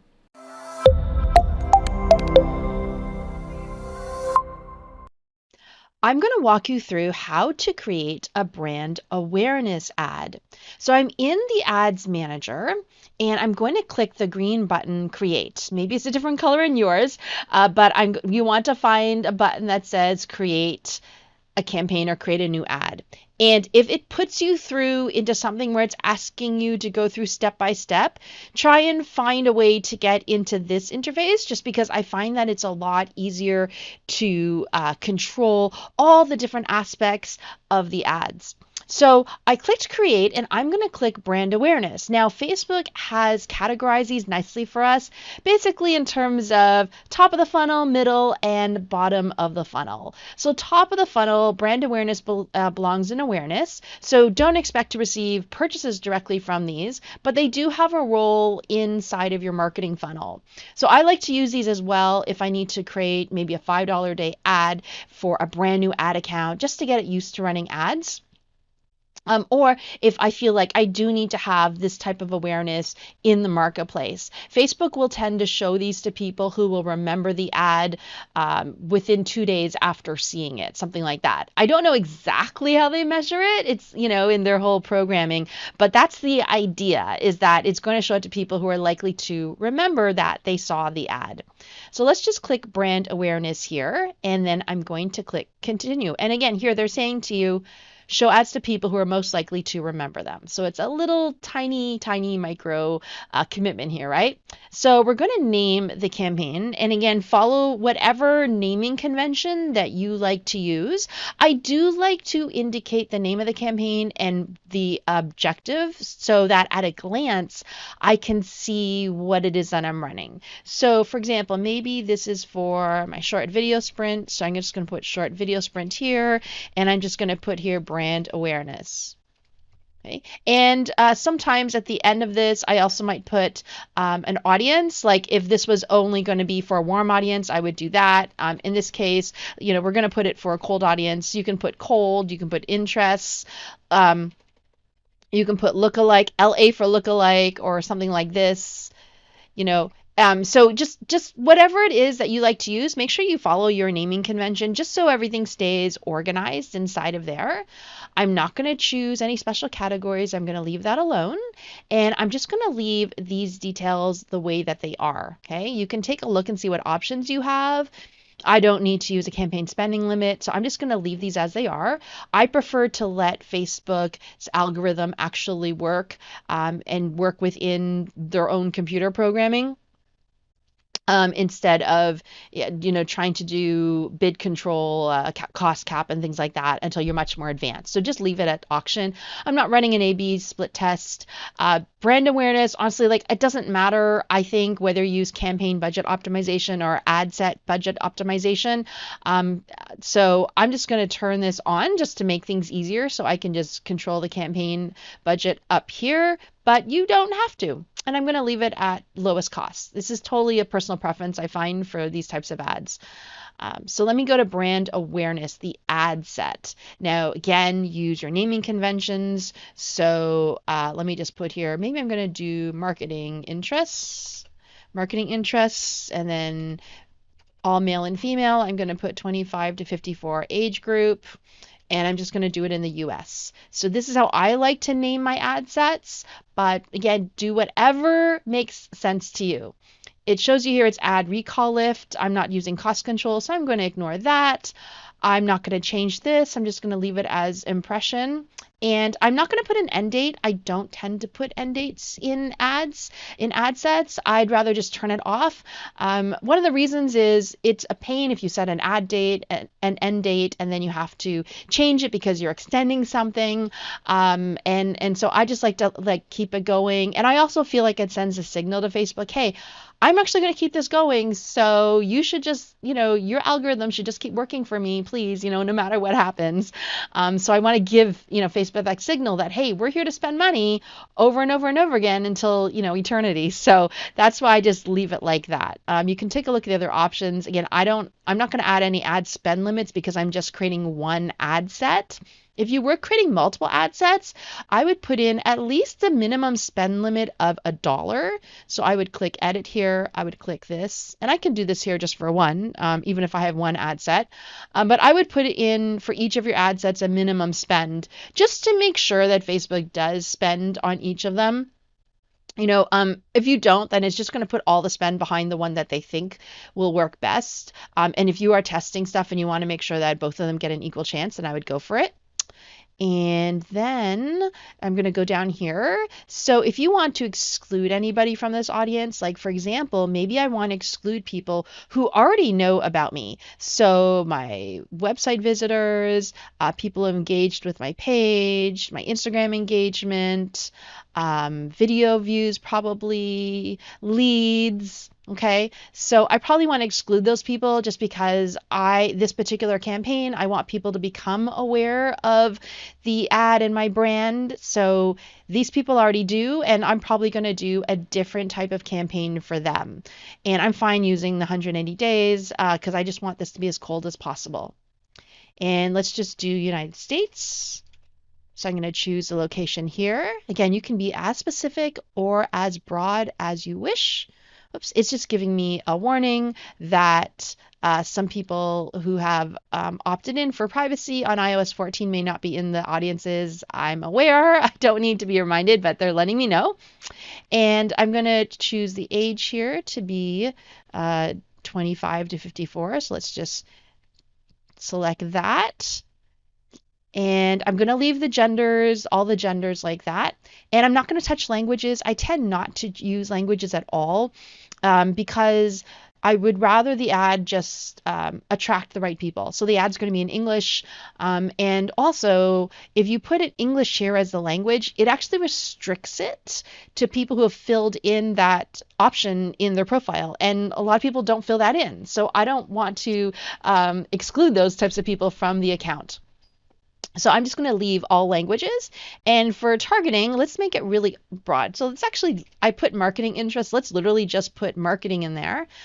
Sometimes you have to wait a minute for it to come up. Let's just put marketing and we'll make it very, very broad. And let's just leave it like that. And, maybe I'm going to narrow it to, let's see, Facebook page admins. So let's just put page, let me just put here and put page admins.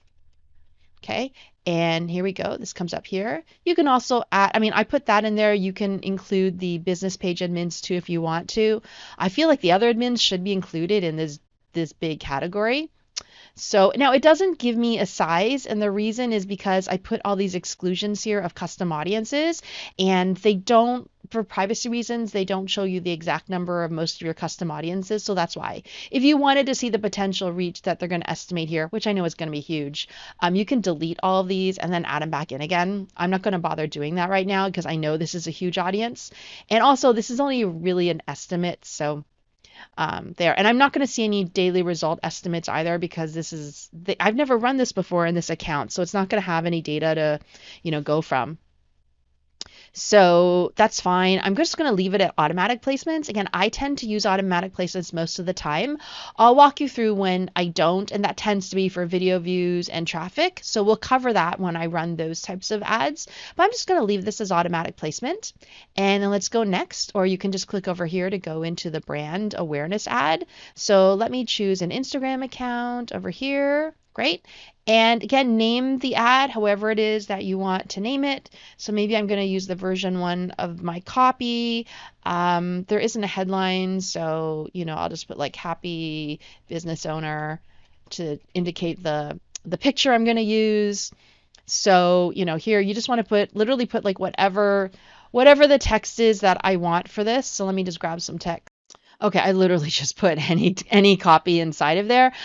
So I have something there, and then I'm just going to choose an image. So let's just choose an image. It could be a video, it could be an image. Let's just choose this one over here. Okay, and what you can do is you can customize the image. So I'm just going to make this a square image. I think that looks better. This one looks fine. I don't think I need to do anything. I'm going to leave this as an original. If I had a designed one for stories, I would upload it over here. That's fine. I'm just going to leave it like that. I'm totally fine with it doing that. But you could optimize that image if you wanted to.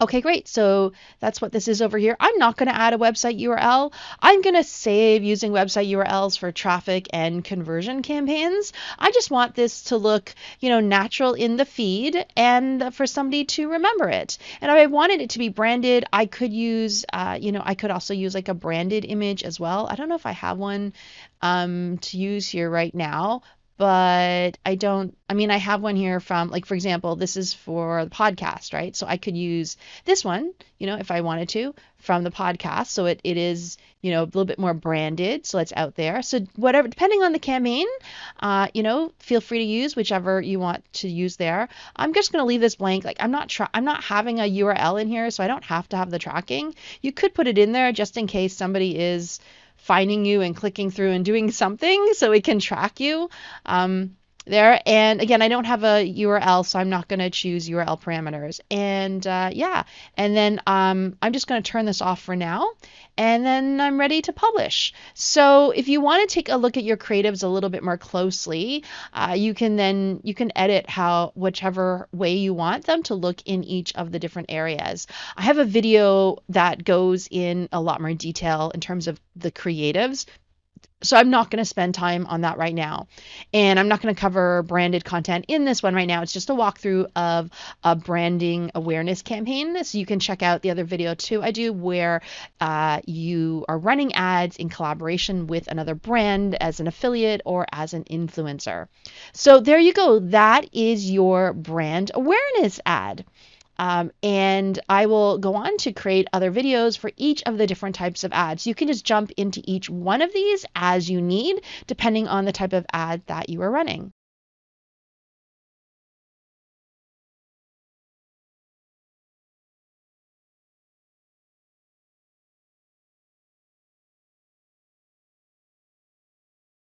In this video, I'm going to show you how to create a reach ad. So let's just go to the create button in the ads manager. If it sends you or you're inside of some wizard that gives you different steps, try and exit out of there to get to the more advanced area here, just so you can control each of the different options. So it's under the awareness section. Facebook has organize these for us for basically top of funnel, middle, and bottom of funnel. So this is over here under awareness. And what this says is it shows your ads to the maximum number of people. Now, why would you choose reach over brand awareness? Well, brand awareness is going to show your ad to people who are likely to remember them. So it's actually going to be a smaller segment of any audience that you create. So if it's a cold interest audience, like if I do a really broad audience that's marketing or small business owners, it's going to figure out what section of that audience is most likely to remember the ad that I'm putting in front of them. So it's going to be right away, the audience is going to get much smaller. If I want to make sure that the ad gets put in front of as many people as possible, then I'm going to actually choose a reach campaign, because this is not going to shrink my audience, because it's not trying to find a sub-segment of that audience. You may want to use this actually if you are using an audience that is a custom audience of your list, of maybe your warm audience, like an audience of people who've watched videos, an audience who have engaged with your Facebook page or your Instagram page or any of those. So you may want to use reach just to make sure that the ads get shown to the most number of people. You can actually have a very similar you can probably have a similar result if you also use a traffic ad as well, because like a lot of people just literally will click. But again, that's still segmenting people down, right, to people who are likely to click. So if you just want to make sure, hey, I want this ad to go to as many people as possible in the audience that I select, choose reach. I think it makes sense to do this if you have a custom audience of, say, your list, because it's like you've already segmented that down, right? It's your email list. So you do want the ad to be in front of as many people as possible. Whereas, yeah, if you had an interest audience, you may not want this to just be put in front of as many people as possible. If you had a cold audience and you wanted to use reach, I'd probably test it out with an ad and a URL that actually convert really, really, really well. Pretty much it converts no matter who you put it in front of. So that way, you have a better chance of actually having it convert that way. So that's what I would use the reach ad for. I don't use it that often actually, but those are the two places that I would use it in front of. So basically for retargeting, or again, if you had a really, really, really good offer. So again, here, use whatever naming convention works best for you. So let me just put here a short video and reach, so I know that it's the reach campaign. And I'm just going to leave everything as is here. Again, it's totally optional to you if you want to use campaign budget optimization or ad set optimization. So I'm just going to leave that. Let's just do ad set for now. And let's just name our ad set. So maybe it is video views. And I'm going to put through play here. And I'm just going to do everybody 18 plus, and I'll do worldwide. No, you know what? I'll just do USA. Okay, so that's the audience that I want to put this in front of, and it's got my Facebook page there. Great. And I just want to leave it as automated. I am not going to do any type of bid control. Let's just see what it does at $5 a day. Sure, that's totally fine. I'm just going to let it run continuously. I'll turn it off when I don't need it. So here I said this was going to be video views. So let's choose my video view audience here. That's fine. And let's just put USA over here for the location. And then I'm just going to remove Canada. Okay, so it gives me a little bit of an estimate here, but it's not going to give me a full estimate because it doesn't do that for custom audiences for privacy reasons. I'm going to leave the ages as is. I'm going to leave everything else as is because I am targeting people who've watched the videos. I'm not going to segment this further by putting in any other detailed targeting, and I'm just going to leave it at automatic placements. Okay, and then let's go to the ad here. So I'm going to choose my Instagram account, and let's just put, I want to do version 1 of the copy and happy business owner. You're going to create a much better ad than this. I'm just putting in something here just to show you where the information goes. I'm just going to do a simple single image ad. Again, you can use all these different variations here if you want to, a carousel or collection. Most of the time I'm doing single image or video ads. So let's just put in an image here. Let's just choose this one of the business owner. I'm going to make it square. I'm going to leave the other ones as is. And let's do here, short videos can be important for your business. Okay, that's obviously really bad, but let's just put something in there. And then, yeah, and you could put a URL if you want to. Maybe I do want to put a URL. So whatever your landing page is, put that landing page in there. And if you put in a URL, then remember that you need to put in your headline here as well. And also a description, which will show up on the news feed on desktop. Okay? And because I now have a URL, then I can choose whichever button I want. I'm just going to leave it as is. And you can build a URL parameter for tracking purposes. So you can go ahead and put anything there. I'm not going to do that for this example. And I want to make sure I have tracking turned on. So I have that turned on, website events, my pixel is there, and I look like I am ready to go. So I can publish it. And this is how you create a reach campaign.